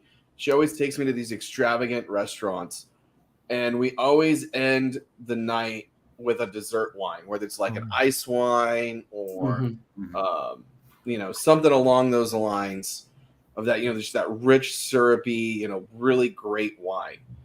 And that's where this hits on the front of my palate. It hits right on the tip of my tongue, and I can just like taste and feel the grape, and then it's tingly, and then I get this awesome sweet, like in a tad earthy in the middle of my palate, and then the spice of the rye hits, and it's just like this awesome ride. I'm really enjoying this because it reminds me of a lot of times with my mother-in-law, and I actually really like her. I have a really good time with her. I hope so. That's cool. It's a win. Not what everybody can Not say what about everybody, them. not what everyone can say, right? Like my family sucks. I actually married into a really awesome family, and so this is kind of hitting on a different level. But I mean, this is so well balanced. The spiciness from the rye and the sweetness from these barrels, and this beautiful marriage. There's this awesome earthy oak thing happening in the middle. Like, it's not overly sweet. It's not overly spicy. It's just so well blended. And I'm hatefully in love. And I hate all of you and love you all at the same time. The other thing that played a really important factor in this was the proof. Like, it was wildly different at the various proofs. And that's why we kind of honed in at 100. So is this proof down? Yeah, that one that you have was Okay. down. 1 or 2 barrel strength picks. I can't, but it was like late in the game. Okay. Yeah, there's two that are at 116. Joe, I think, had one of those. Yeah. Let me ask you this. I don't know if there's another one. The barrel that went to the Bourbon Thieves, was that cask strength or was it proof down? That was gas strength. Yep. That strength. Ooh, That was a recent one too. They came not too long ago, maybe a month ago or so. I'm trying to wheel and deal to get a bottle of that over here. Yeah, he literally is on his Discord talking to people to see if he can actually get. You're about 2 days too late there. Oh, I know. It's sold out in 6 minutes. So, yeah. 6 minutes. It's sold out in 6 Wow. minutes. Danny, What Danny's naughty. is going on here? Penelope, I don't know about this. Is us regular people just gonna drink the cask strength and the 4 grain and just the private select? Is that all? Dude, that's you what I wanna drink, man. This is what I'm drinking. Where's my thing? There That's you what I go. always usually drink. Wow. I call it Old Reliable. Wow. You know what? This is why when you let Danny do things, it just become this happens. People get You know mad. what? Like I said, I'm hating and next loving you. at next the thing same I time. know, somebody's on Twitter just tweeting about this. Be mad about the fact that Danny created something amazing and wouldn't share it with the world. Well, the great thing, Jack, is it's not over yet. There's more great things coming in the So works. something somebody say in the comment is very interesting. It's a guess they will just have to do another one. Yeah. So, I've had this in my glass since we've been talking. You I been drinking don't it? want to drink it Oh, really? because you're if I missing like out. it, Matt is in trouble. You're missing out. You're gonna love it. No, if I like it, Matt is in trouble. That's great. But Yeah, I know. because it's not Mike, it's not Danny, because I have their number, but I don't use those often. But You can Matt always is- ping us. So fuck him. I will annoy the shit out of him all day. And he will have to find me a bottle in all his crazy travels. He will have to go find me a bottle because I can't. Literally every time I talk about I can't live without this. literally every time I say Takashi, Michael, shh, we don't talk. I can't I live haven't without tried- it. So I the haven't best way tried to many. put this is- Danny, you had tried. I think Barrel Craft did a Tokai. Tokai- I hadn't tried. yeah. I haven't tried those, so I So- can't. So You did one. that Tokai barrel is Bruno.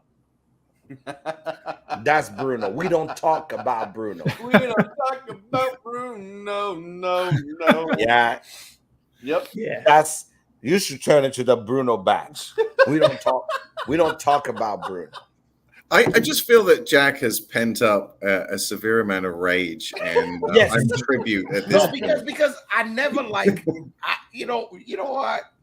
I don't say this often, but I'm a big deal.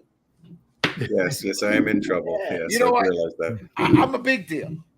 And when someone tell me it's impossible for me to actually have a bottle in my house to actually show other people that I'm a big deal, Oh, I've been to And I that have basement, man, and we've seen that collection down there. and I have a bottle in my house, it upsets my soul. Mm. And Matt told me no. And Actually- Matt never tell me no in my life. What this bottle? I'm sure we worth, can Matt figure and it out. I- You got an even more rare bottle before I that know, one. but it This doesn't is the light matter. whiskey. This is what I want. This is what I want to drink. He hasn't even tried it yet. He He wants. hasn't tried it. He's No, not tried it yet. because if everybody's talking about it, like I have, what was this guy? What's the feedback? I mean, I'm serious. I'm off the grid. I mean, has feedback been positive? Oh no, I mean, I'm, that's sincerely. I'm gonna tell you right now. So you have Stacy here. Stacy. How do I is see a the palate. comments? She'll tell you Stacy's what's a up. palate that I actually respect. Right. Her name is 100%. Freckled and Charred. Stacy's in Oh, Lexington nice, here, Stacey. right? Kentucky, That's so cool. born and raised. And I will tell you right now, Stacy ain't no bullshit. All Right. And Wendy literally Yep. sent me a message, and you know who Wendy is. Yeah, Wendy's no bullshit yeah. either. Wendy sent me a message, and Wendy said, Jack, brother, I say yes.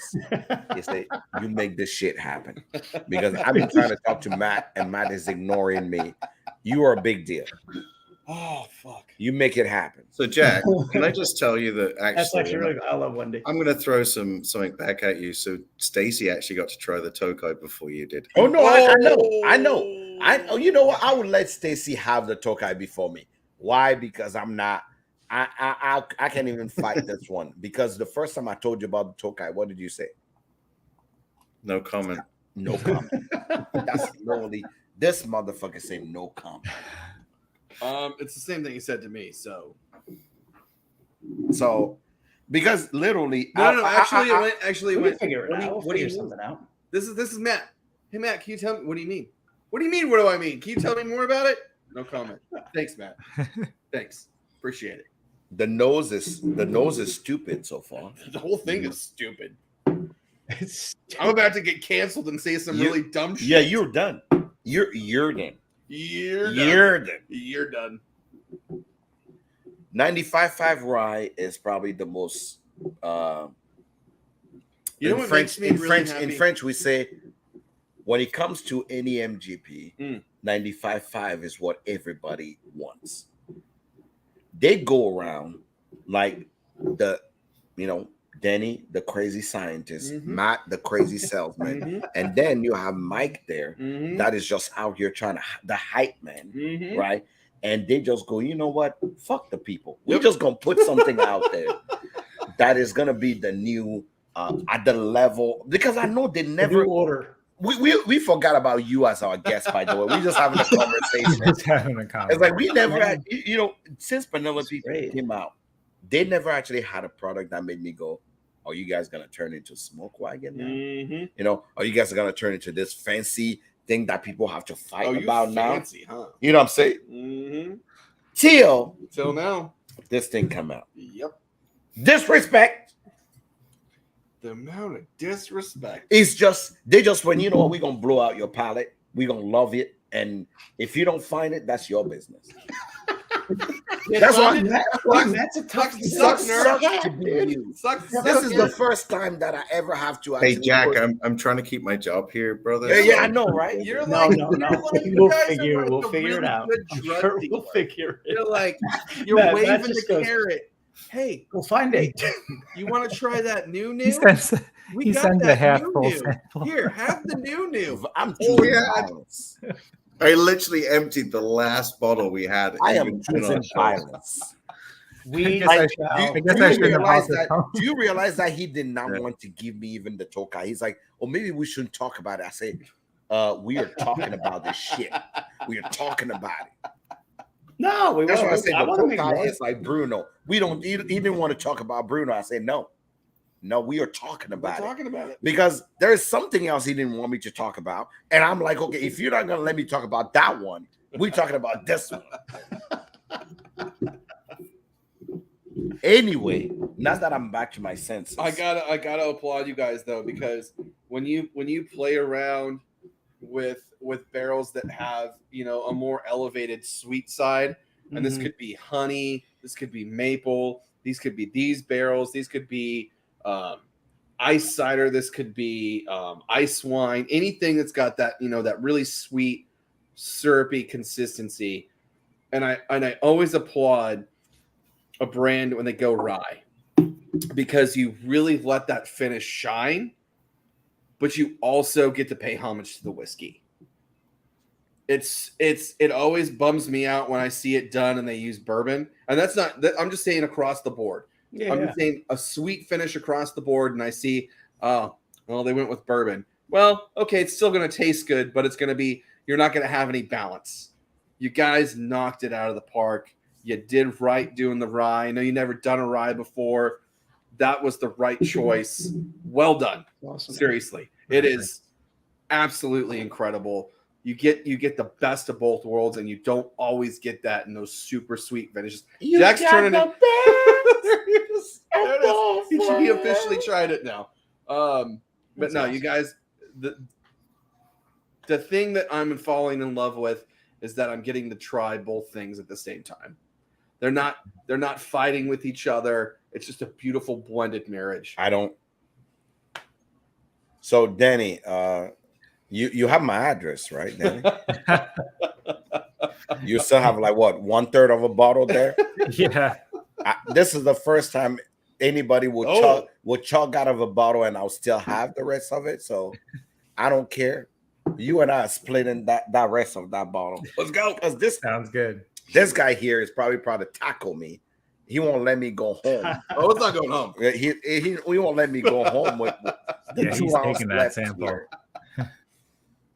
Where are you? Wait, I don't know. I might have missed it, but where are you guys tonight? Are you in Kentucky? We're in Louisville. We're in Louisville. I was gonna say you're not. It didn't look like Jack's. We're in Louisville. We're in Louisville. We are sitting here in his home in My Louisville. little whiskey nook hanging out. No, I having a love it, good time. man.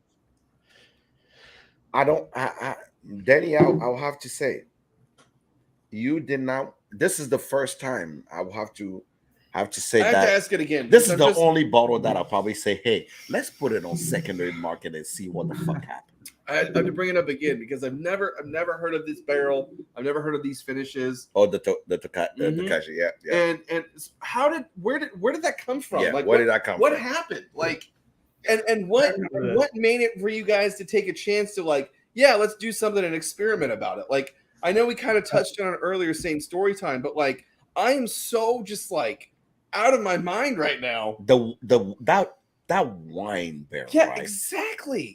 Like I've always imagined single malt working well in wine barrel. Sure. I've always sure, imagined bourbon working in wine barrel. Sure. But a rye Mm. working in wine barrel, Mm. that is kind of rare. Mm. So, Danny, if you don't think of yourself as a crazy scientist, this is your opportunity to say, yes, I'm one. Trial and error. But what even showed up with the barrels? Like, where did that all? What happened? Again, sure- Mike. Sure, I Yeah. threw him at Danny and said, "Nah, we'll figure it out." Here you go. That's usually what happens. Is what time is it? 10 o'clock. I mean, I could call Rob from Speyside at 11:30 at night. First ring, hey Mike, what are you doing up? He's like, actually, you're always up. And then I'd be like, dude, let's talk. And sometimes you just need a vet and chat and brainstorm creatively at night. He calls you Things he Dracula. has coming inbound, but some things you have to really plan for. And I think after Toasted, we were like, well, what can we really do that's like going to push the envelope? Like, you can't, you want to back up Toasted with something really, cool and different. And that's when he was talking about Oak Scan. It's at a Redo and it's all this cool stuff. I said, all right, let's send us samples and we'll run bench trials. He loves Tokai. I remember Rob. He's a huge. He loves the dry dessert wine. I actually had never tried Tokai as a wine, but I said we got 1 or 2 in, and I said we'll run a bench trial, and we started the first one with bourbon. Danny did, and then that's when we got the Whistle Pig rye barrels. We said, okay, let's try these, and within a month, you knew they were rock solid. So we ordered, because they're expensive barrels. These are 350-liter. Sure. These are not cheap barrels at all. These are some of the most expensive wine cask finish barrels you can buy. They're a fortune. And we said, well, okay, we can only afford about 8 of them. That was it. That was our cap. He got them inbound, and we ran the project from there. And we got which kind of threw us for a loop was we got 2 different types of Tokai barrels, so from 2 different wineries, and the one batch of the barrels was producing like a drier. It was actually a drier wine, and then the other batch was the sweeter. So we had to figure out how to blend those together too, to make them marry each other and not kind of throw each other off. Yeah. Well, yeah, you all nailed it. So, yeah. You're still trying to get yourself a bottle? Still working on it. Still working on it. I'm sure I don't know. We'll figure it out. We will figure it out. I thought when Matt actually worked at Penelope, I never have So Matt was sending you those corporate emails. We're gonna have to check our inventory. That's what I'm saying. I thought I'd never. Our last email. Yeah, I literally thought when Matt. Here is the funny thing. I'm like, Jack, this is a very robust conversation. Right. A lot of synergy. Exactly. Let's circle back. Why don't we put a pin in it and we'll circle back in a few weeks. Exactly. When I saw the head and it said per our last email, I was like, he's corporate now. I can't do anything. That's really funny. You realize I only have to send a message to my dad and say, can you talk to me as your friend? And he literally sent the email first, and he sent it to Danny, and that's just so like funny. He was just original. I called him. It's like, well, what the fuck is your problem? I said, what the fuck is your problem? We literally had that conversation. Yeah, I said, you, Danny, and Mike, they've been here before. You're not gonna come on the show? The fuck you're not. You're gonna be on this show today. It's like, oh, I want to make sure that I said I don't give a shit. I love them both, but you're gonna be here because you choose violence in the comment all the time. Or this is your time to be here. Yep. And I'm telling you right now, I thought when Mike worked at Penelope, here's what I imagine my life to be. I'm like, you know what? Any new release will be in the mail. I don't got to worry about it. He just needs to send me the press release. I'll post it out there. We'll review it on the podcast. It's going to be okay. That's what I thought my life is going to be. Sure. Oh, the fuck was I wrong? Oh, was I fucking wrong? My brother will send me the press release. And I'm like, oh, do you happen to have a bottle for me? We're on it. It's like, oh, that's like the biggest adding insult to injury. Yeah, it's like, do you happen to have a bottle? He's like, yeah, sure. Let me sing the press release. No. He was saying, I was like, I have the press release for you. Put it out there for the people, but it's sold out already. And I'm like, what are you talking about? I was going to send you the press release, but it's sold out. It's sold out. You just have the press release, but it's sold out. I remember we weren't even going to post about this product. I know. We weren't even going to talk about it. It was just going to, because it was meant as a single barrel project. People come on site and we're going to be like, I go, you know what? We put a lot of work into it. Built a new label, put a lot of time and energy into it. It's like, yeah, why would we not want to talk about it? No, it's like, but the funny thing is, you guys, like I say, disciples to the point where by the time you put it out there, it's gone.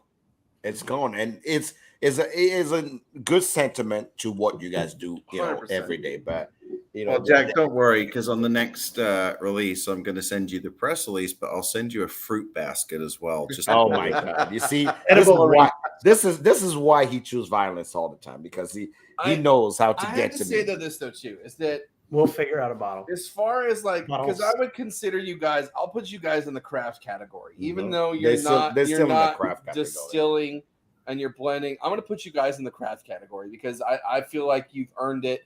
And you fought for it, and you're putting out a consistently great product. Yeah. But I've been sitting here thinking about it since we've been laughing and talking about this and bullshitting about this. I can't think of too many other brands that are actually experimenting. And I'm putting this on a smaller scale because there's brands that are experimenting and they're putting out some cool stuff. But you guys are killing it, and you're doing it in such a way that like you're flying under the radar, but you're still in the forefront. Like you're still a household name, but you're flying under the radar. It's this really cool like chess match that you're having with yourselves. It's more like if you know, like you know. that. If you know, but it's also a household name. Yeah, but you have to see that that's the ethos that Mike and Danny Of have course. in the company. I mean, everyone's like, I've come in from the outside. Sure. And you guys have, crafted their butts off since the beginning to really, I think the best way of putting it is someone did it one way, the guys will do it a completely different way and see if that sticks. But you have to look at the whole team. There's not a single person in the team that's not pointed in the same direction. And that is kudos to Mike and Danny at this point because, we're all on the same path. And that's pretty rare in a business to all be like jiving the same way and making it happen. So, hats off to those guys for doing that because and that's why I love being here. So No, I gotta kind of piggyback on that too. And I feel like, this has been Mike and Danny. I'm going to put you guys on blast here again because, like I said, I'm a long hauler and I've been a part of the ride for the long time. But when you guys, I remember, going back and forth on email with you guys, and we were talking about the original 4 batch and why you guys did it at 40%, 80 proof. And I remember one of the conversations I had with you guys, and I think Mike, it might have been you. And you were like, we really wanted to create like a party whiskey to where like you're at a party, you're having a really good time, and you drink something good, and it's so good it makes you go over and say, yo, what am I drinking? And you're instantly a fan. Like it's not too harsh, it's not too mellow, it's right down the middle, it pleases everyone's palate. It's just a really good time. That was like your closing comment. You were like, it's just a really good time. And that's kind of been sprinkled out through this brand. since I've been following you guys, it's just a good time. You guys are fucking killing Hell it. yeah, dude. And you're not, and it's not just for your brand, you're also tagline. following your fans and you're leaning into your fans. And it's like, yeah, it's just a good time. They have the most active Instagram I've ever seen. 100%, because they're listening to the people. Yeah. And you guys are doing such a good job. I know you hate hearing this, but I gotta sing your praises.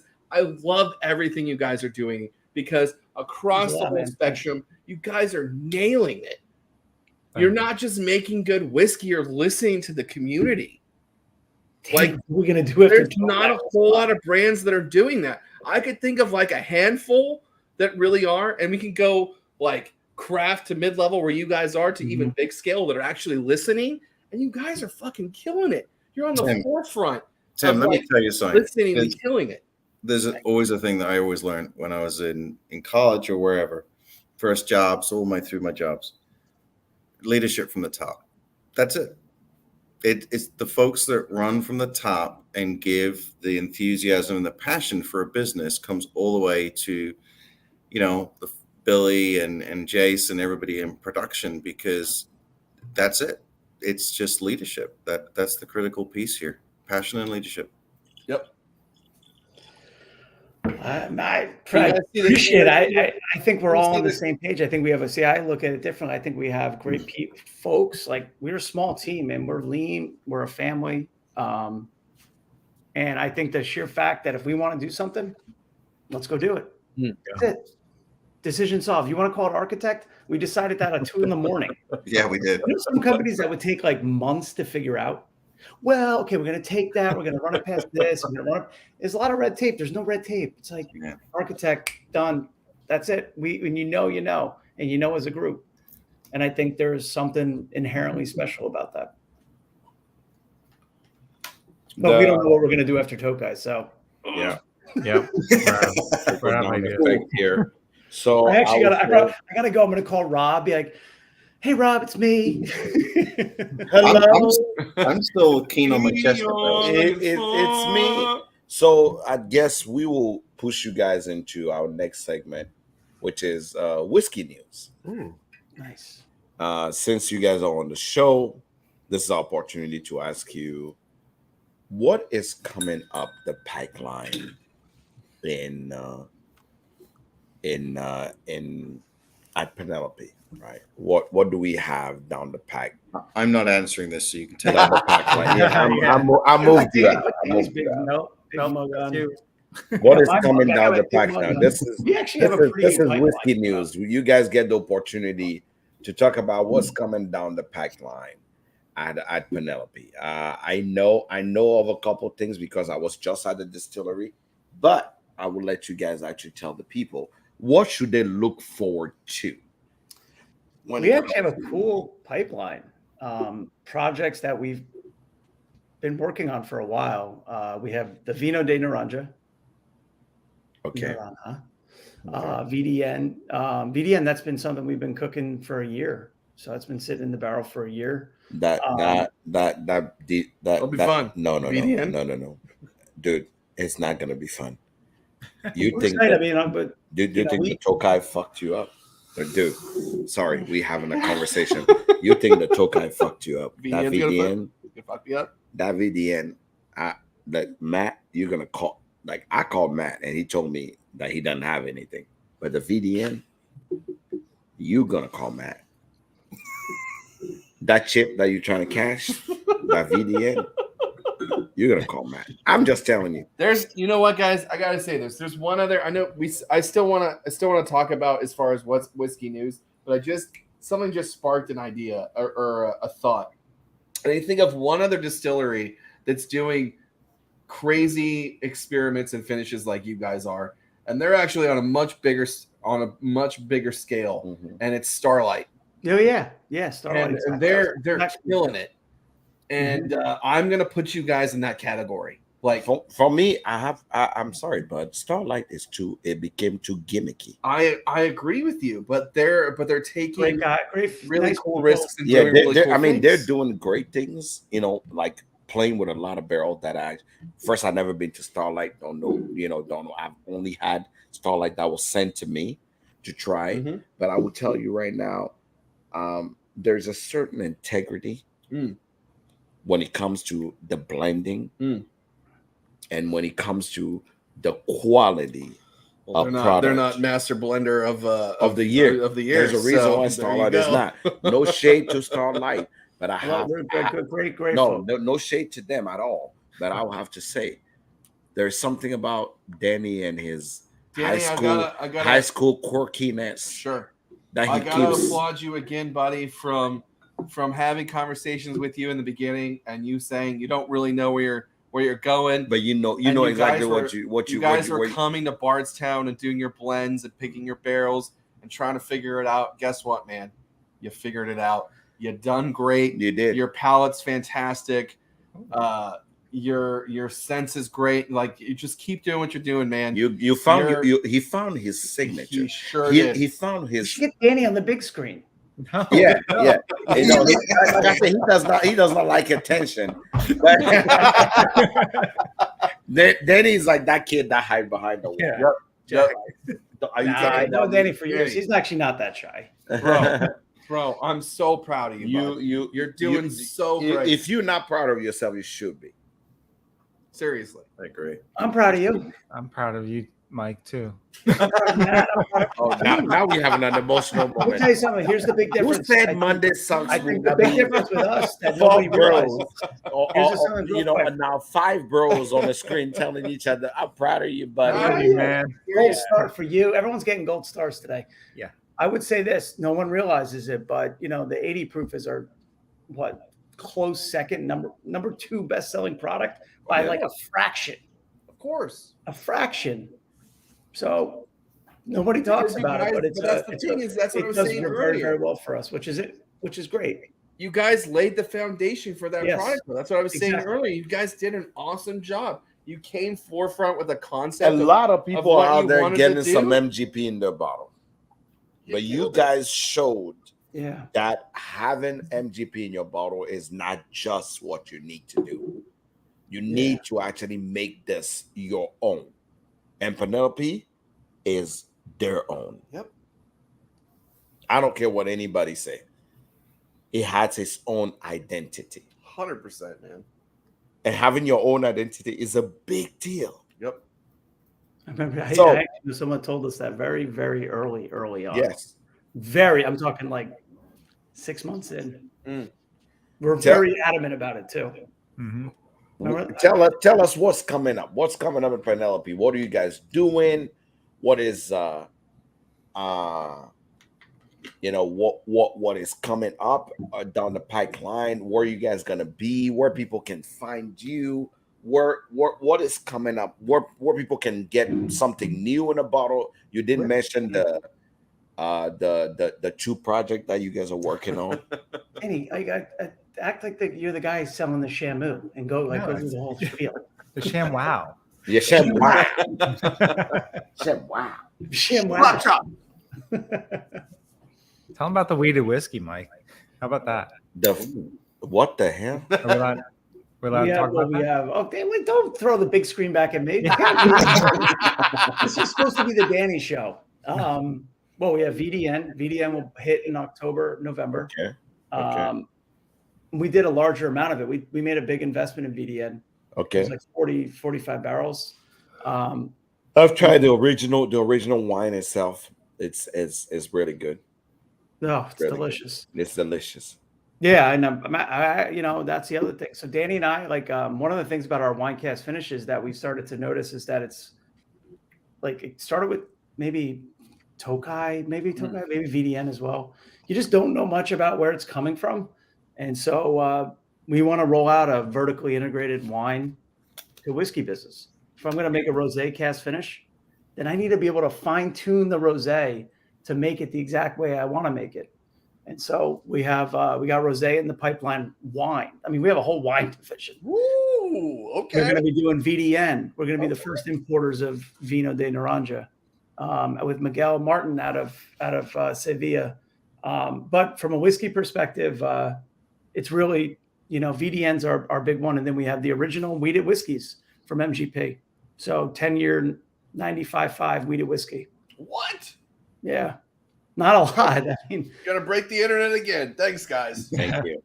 we got to finish the label on it. It's like an all etched bottle. Matt's going to be in trouble again. Yes, immensely. We got these when they were 8 years old. Y'all got our Similar address. to the smoke wagon. You saw the smoke wagon with the rye. How MGP does their experiments, they would usually have like 4 or 5 different barrel trials.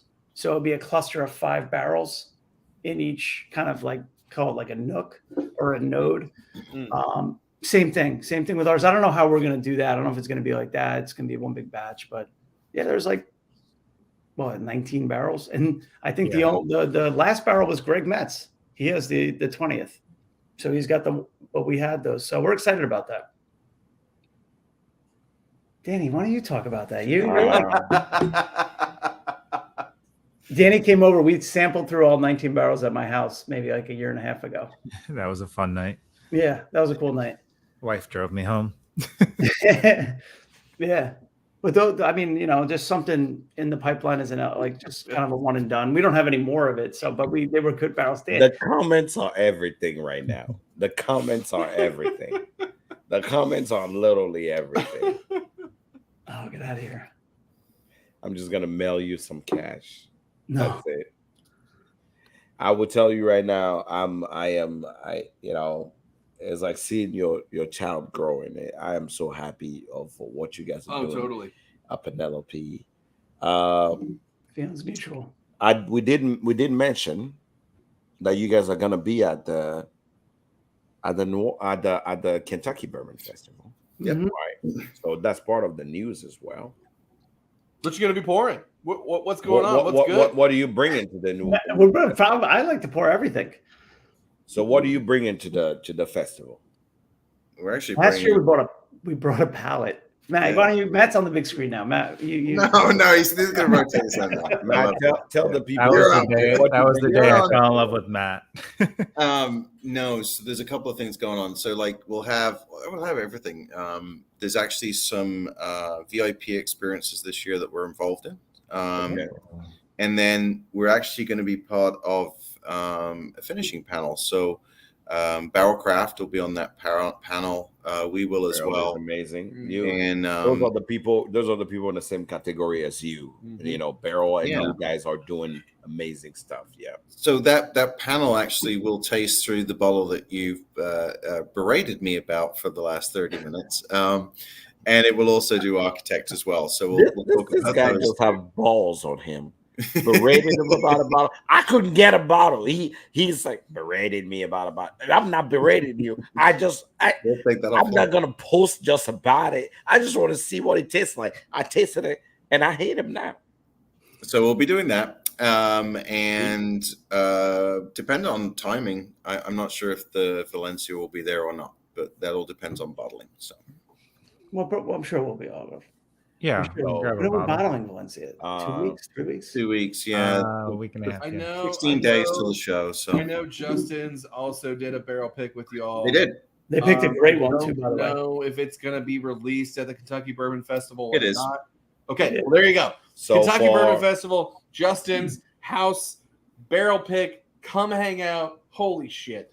So much good stuff. So Yeah. one of the was a things nice to keep in barrel. mind is whatever issue I have with the organizers of the Kentucky Bourbon Festival, I want to make sure it's clear. My problem with the Kentucky, and I told this to Matt personally. I told him that I say diversity is not the forte of the Kentucky Bourbon Festival. True. They truly do enforce that bourbon is only white people. They don't really actually make it a point to make sure that bourbon is for everyone. That's the reason why I this year did not want to go That's to fine. the Kentucky Bourbon Festival. But Understandable. for all the bourbon lovers, this is your opportunity to go to the Kentucky Bourbon Festival and go try things that you haven't ever got a chance to try. Absolutely. I would say they do an amazing job on making sure that most brand do an amazing job to bring something so new. Last year, I remember Boston Bourbon Company brought all of their new stuff there. I'm sure Barrel is going to bring their things there. And now Carol had this Oh, that's slushy. slushy. Oh my God, that's slushy was Slushy. everything. The brands that are coming really the brands. That's what I'm saying. I want to make sure, and that's another point of good. correction. Slushy machine. That'd be so awesome. The Kentucky Bourbon Festival, my Presse and all his people, I don't know what diversity is. That's my problem with them. That's fine. But the brands that are coming in, like Penelope, Barrel, Kentucky, what do you call Bardstown Bourbon Company, those people know how to actually embrace their client, 100%. embrace people that are coming in, 100%. right? I love that you guys are serving something to people that are gonna be so out of the world that they need to literally come there to try something good.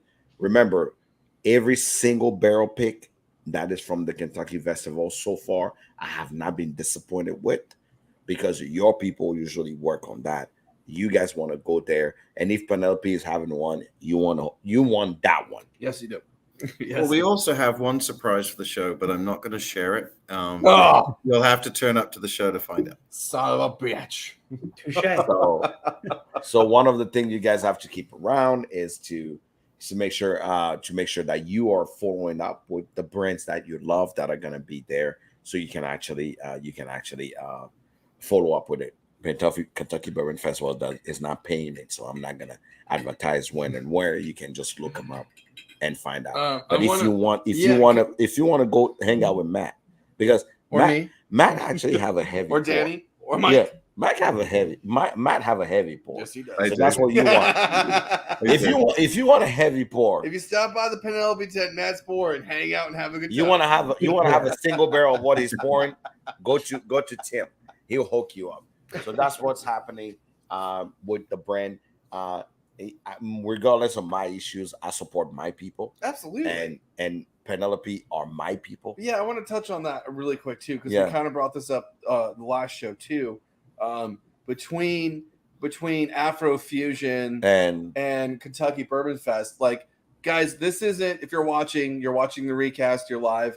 Like, it's not a competition. No, it's not. Like, if you want to go to both events, support both events, please do by all means. They're week apart. Yeah, they are a week apart. They're perfect.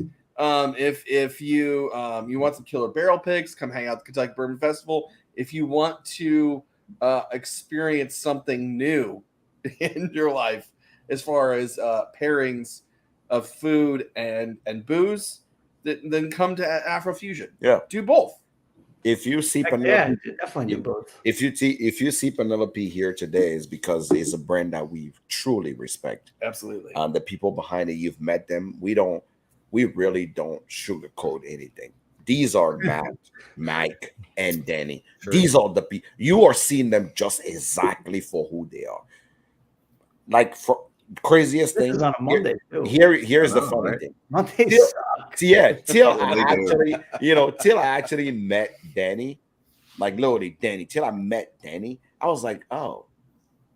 Now I thought in my head, I'm like, well, maybe he just putting up a shy face for the camera, right? Like he's just being shy for the camera.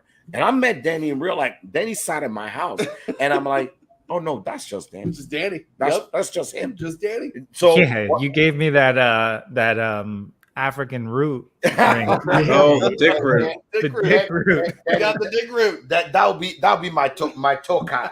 We don't talk about the African. That's how you know I appreciate don't you. I talk about it. trusted you enough to People that drink only your the weird people that concoction. ever been to the basement know exactly We what did. those African roots would do to you. So that's my tokai, right? I keep that a secret from people, but you guys are exactly who you are off on camera, and that's what people need to know is to understand that the integrity of a brand is a big deal for us. That's why some brands don't like us, because they're full of shit and we don't like it. Mondays already sucks. We don't need you to come here with your bullshit. Keep it real. And Mike, Danny, Matt, these are exactly who they are. This is not camera action, just go. No. They're exactly who they are. I follow you guys personally, family people. You love what you do. You know exactly who you are. You want something good for your brand, and you really want the community to support you for what you do. And that's what I'm about. Yeah, we finished the program. This is what happened. Actually, Jack's gonna mail that empty flask. Oh no, back. I'm taking this flag with me, just so I can talk shit about you every time I say. Yeah, exactly. This I is know what exactly. he left me with. That's my Christmas present. Is You that did empty me flask. wrong over there. Left me with. Jeez. I will. Guys, we kept you here for about an hour and a half. I want to make sure that we let you go, and you guys are all family people. I want to make sure that you actually go back to your days.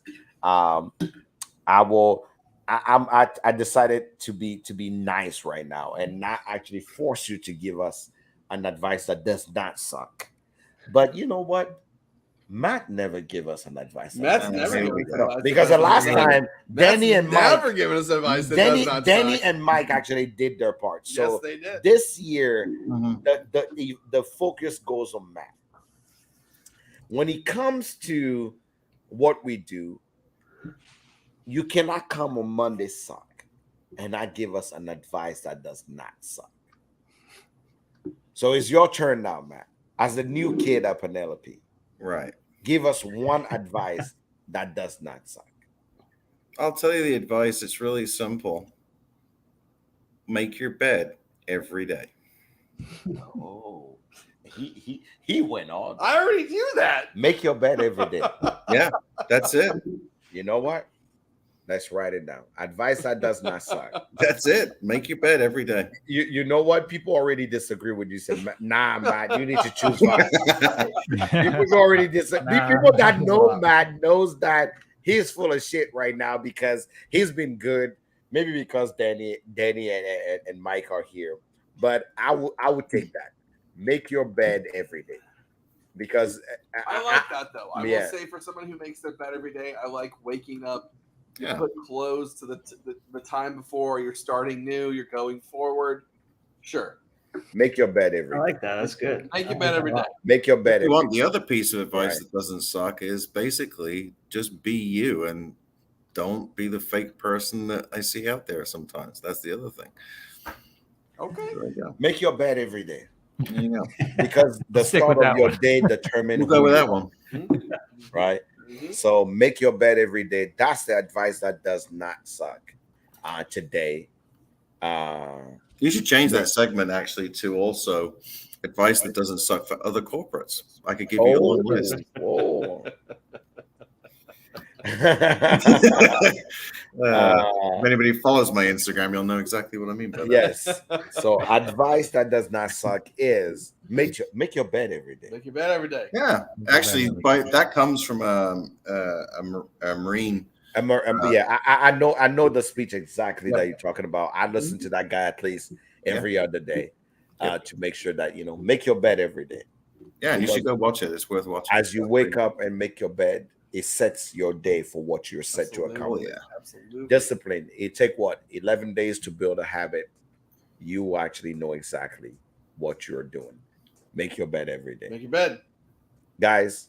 Done. Any last word? Where can we find Penelope? I mean, it's hard to figure out where we can find Penelope. Any last word? Where can we find Penelope? Instagram, TikTok.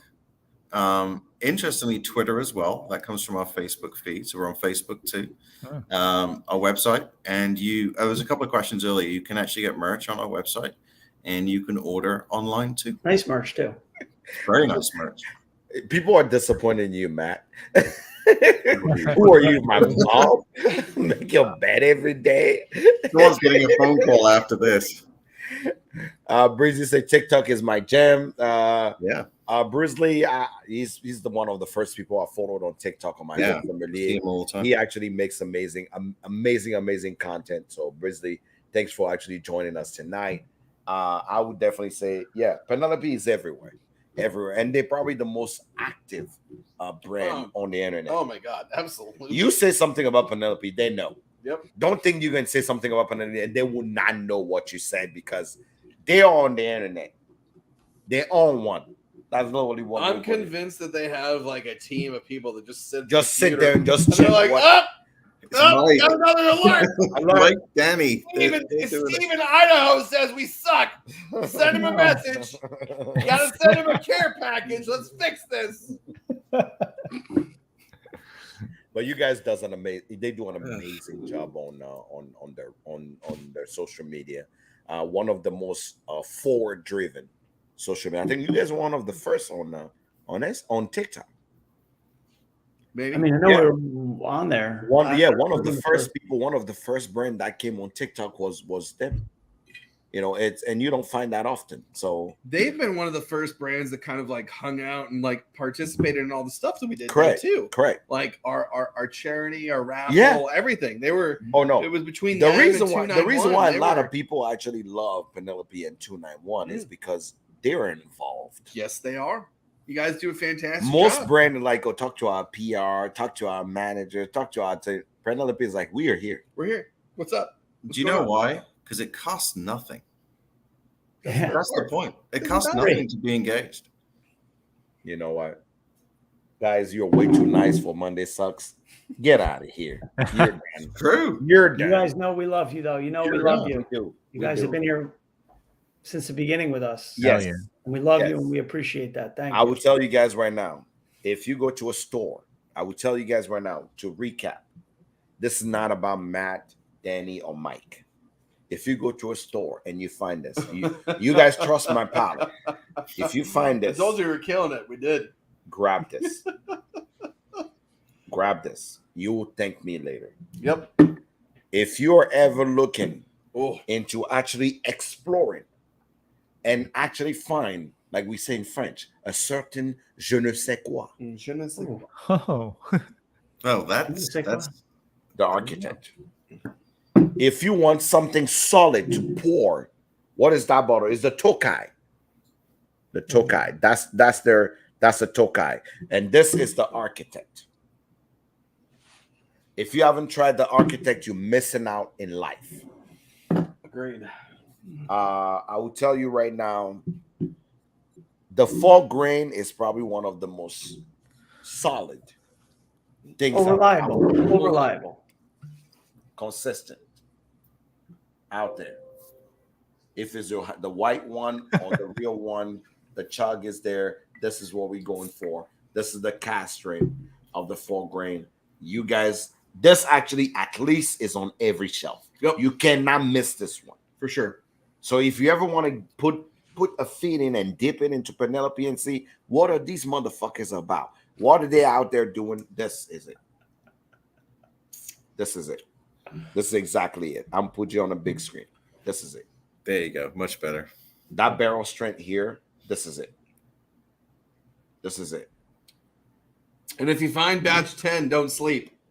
Yeah, definitely don't sleep on that one. And 11 and 12. I will tell you right now. And if you have a group and you guys are thinking maybe we should do a barrel pick, maybe we should do a selection, reach out to them. What will be the email, man, to reach out to you if they want to think about doing a barrel pick or blend? Oh, actually, the barrel program's on our website. You just go to the bourbon section, and there's a whole section where you can put in your details for barrel selections. There you go. So somebody literally just asked about that. How do I do a barrel pick? Just go on Penelope.com, right? PenelopeBourbon.com. Right? Matt, I thought you were going to, well, per our discussion earlier. Yeah, I know. It's Per our last email. Yeah. Matt, can you tell me that it's Penelope Bourbon, right? Yeah, so go PenelopeBourbon.com. Under the bourbon section, you'll see a private barrel section. If you are a club or group, just know that you do have to have a retailer. That's how we sell our single barrels. But yeah, you can register. It actually takes like 2 minutes. It's all automated. And that's the other thing. There's like we're putting a lot of technology into the business to help us scale. So I'm copying it right now, and I'm going to put it here for you guys that need to know. It is here. It's Penelope Bourbon. Boom. and we do aim to respond to everybody within 1 to 2 months. So if you don't know where you're going to, it's Penelope Bourbon. And then send Matt all the emails, break his inbox, make his life a living hell tomorrow, miserable, ruin his life, please. Miserable. That's all you have to do. His internet needs some internet now because he does make his bed. Yeah. So. Well, thank you guys very much. We appreciate it. Yeah. So I want to make sure that I remind you guys that you guys are family. You guys, you guys are what we preach about every day, about how people should treat other people in the industry. Danny, Mike, I love y'all. I open I opened my house to you guys, but I definitely opened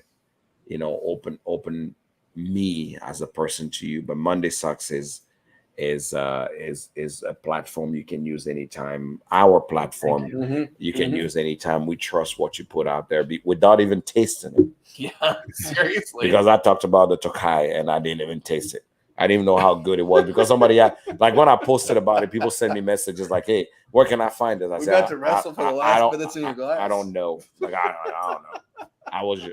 I just like these are my people, so I'm posting about it. But appreciate everything, man. The kind words you guys are awesome. Yeah, thank you. Yeah, we love you all. To another crazy. In 2 years, I guess we'll see you in another 2 years when you guys have accomplished so many crazy things, and we have to talk about again. I think it'll be a lot shorter than that. It's for your future success, for all the people that want to discover you, for all the groups that think they want to do something special out there. Make sure you contact Penelope Bourbon. Matt, Danny, Mike, thanks for being here. We appreciate you guys being here. This is the time of the show where we kick you out and to go spend time with your family. Don't stay on the phone. I heard you guys always have midnight phone calls to actually talk about the business. I gotta let my dog out. My dog.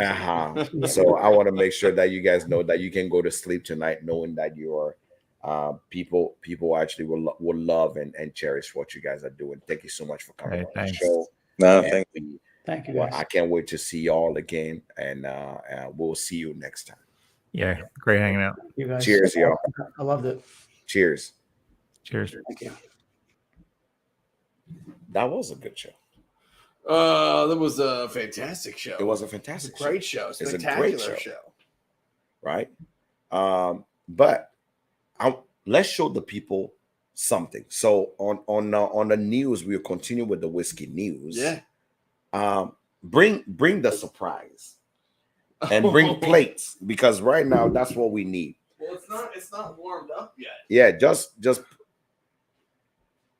yeah. Thank you for being here, brother. I'm one of your biggest fan. I always follow you on I always follow you on TikTok. You're doing a hell of a job there. I love your series where you actually just take the notes that you see on the internet and you actually just blend all these flavors and try it with the whiskey. And it's just funny when you do that. So thanks for being here. It's much appreciated. One of the things that are happening in September, I want to make sure all of you guys know, is we are having Afrofusion.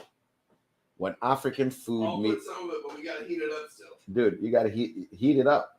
So today I actually brought some of the food to the house. Just take a spoon, take a big old spoon, and just I'll let you show it up, but I'm gonna heat some up.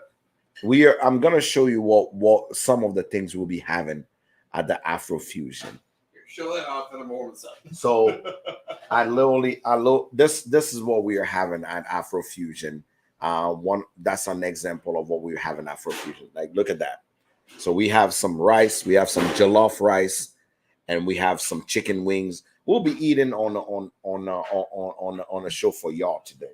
But you don't have to. You have a microwave? Yeah. Yeah. Just take a plate, put in I'll do that then. 2 or 3 spoons of rice in, and just warm it up. Okay, We're good. Okay. If you are anywhere in Kentucky, make sure that so here's one thing I want to remind y'all. Afrofusion is happening at Heaven Hill, right? We are gonna have food, DJ, dance, all you can think of. If you're here and you haven't purchased a ticket yet, guys, Don't sleep. I'm telling you right now, you don't want to sleep on this. You don't want to sleep on this. Afrofusion is happening. It's in Barstown. And here's a insider thing I'm going to give you. If Afrofusion is happening in Barstown, guess what? Guess what? That means that obviously, I'll be asking Barstown to provide us with something delicious. It's happening in their home. For all of you guys that are in Kentucky, in Louisville, remember, you don't have to drive to Barstown. You just have to come to Louisville. And what we're going to do is we're going to make sure that you get a ride there and back. So I just posted in the comment right now where you can get your ticket for Afrofusion. Come hang out with me, Tim, all the people that you see here. Is Stacy still here? Stacy, I ask you if you come into Afrofusion. This is your opportunity to come to Afrofusion. This is your opportunity to come to this. What is happening here is people are going home with something special. Oh yeah. There's People a lot of great gifts. People are going home with a few special things. But I actually asked Bartown to make sure that we keep the gift shop open. Right? We are going to keep the gift shop open for people to actually we are going to keep the gift shop open so people can actually get their hands on a few quote unquote unicorn. That's the goal. That's the goal. So if you're free the weekend of September 10, you need to. Jack, every time that you're in town, you tease me with African food. Yeah. Every time. And dude, you leave. Make your own plate. I don't know why you actually just made one plate. Make like 2 plates. That's why I brought all the food. So you get right now. We are having some plantain. Look at that. Sizzling African food. Oh my god. We are having some plantain, right? And we're having some jollof rice. God bless. This is jollof rice, right? Beautiful rice. I will say this, okay? Here's the thing that's always gotten me since Jack got me hooked on African food. this is the thing that's really gotten me excited as far as like furthering my palate for whiskey tasting, Mhm. but also experiencing new things. There is such a vast level of flavor Mhm. and spice, and just it's such a wild experience. Mhm. And if you really want to grow your Mhm. palate Mhm. and experiencing something new, come to this. If you're able, if you're in the area, you're able to make it happen. We'll be having goat meat, Oh God, I hope we have. and we having fufu. Oh God, fufu and goat meat. Yeah, Yes, we'll be having. Oh, fufu. that's my favorite thing. Fufu and goat meat. This guy. We'll be eating with our hands. That's what we are doing. Mm. Look at that. Look at this jollof rice done. Guys, Just seriously, you cannot go wrong. you owe it to yourselves. This is. I tell people all the time. How can you claim to have a great palate True. if you eat meat and potatoes only? True. Right? One of the big things of like people go, man, I wish I could have your palate. You know why I have my palate? You know why Jack has his palate? Because this, I'll say, the spice cabinet of what we're able to like test, taste, and recognize. We've had tons of experiences. It's huge. If you don't have the experience, you don't know how to taste it. So come out, have an experience, have some great food. Like I didn't even have dinner. I'm like, I'm coming here and we're gonna have some jollof rice. Because I wasn't sure if you can go to industry night. So I'm like, oh, I'm bringing this thing. Industry nights at the house.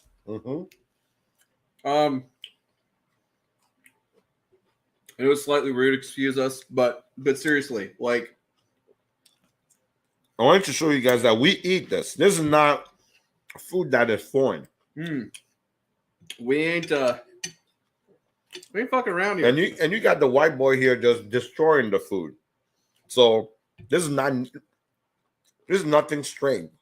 But I tell people all the time that average African meal have about 13 to 15 spices.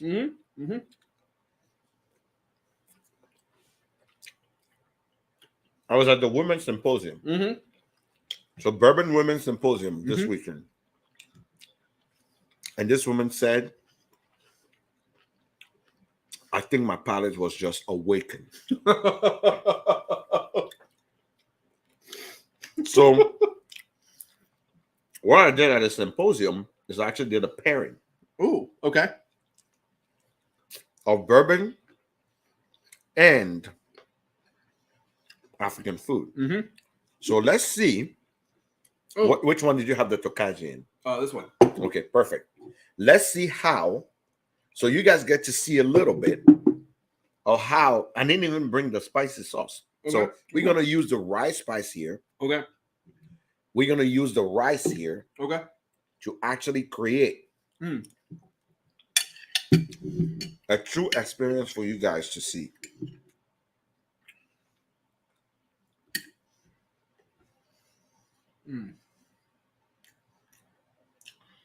Oh, you know, one of the things I always like about jollof rice is that it's not just, you know, when you do your rice, you do your ratio. It's not just water. You got that tomato, you got the tomato paste, the tomato puree, your spices, like, oh fuck, it's along the lines of making Hispanic rice. Yep. Hispanic rice, you put a tomato puree, tomato paste, coriander, cumin, salt, pepper, and then you let it stew. Dude. So the rice soaks up all that flavor, right? Dude. This is it. Oh. Have the meat. Have the meat. Oh, yeah. Yep. Oh, man. Guys. Seriously? Whew. Right? Oh, my God. That's what I'm telling you. That we each need a plate because this is not even enough for the both of us. I'll make another one. Oh, yeah. Holy smokes. This is it. Oh, my God. Right? have it with the meat because you have that baked chicken and all those spices, and you have. Now you want to know the funny thing? Have it with the plantain. Have some plantain, which is sweet, with the spice. Okay. Like have a pour of the Takashi with the plantain.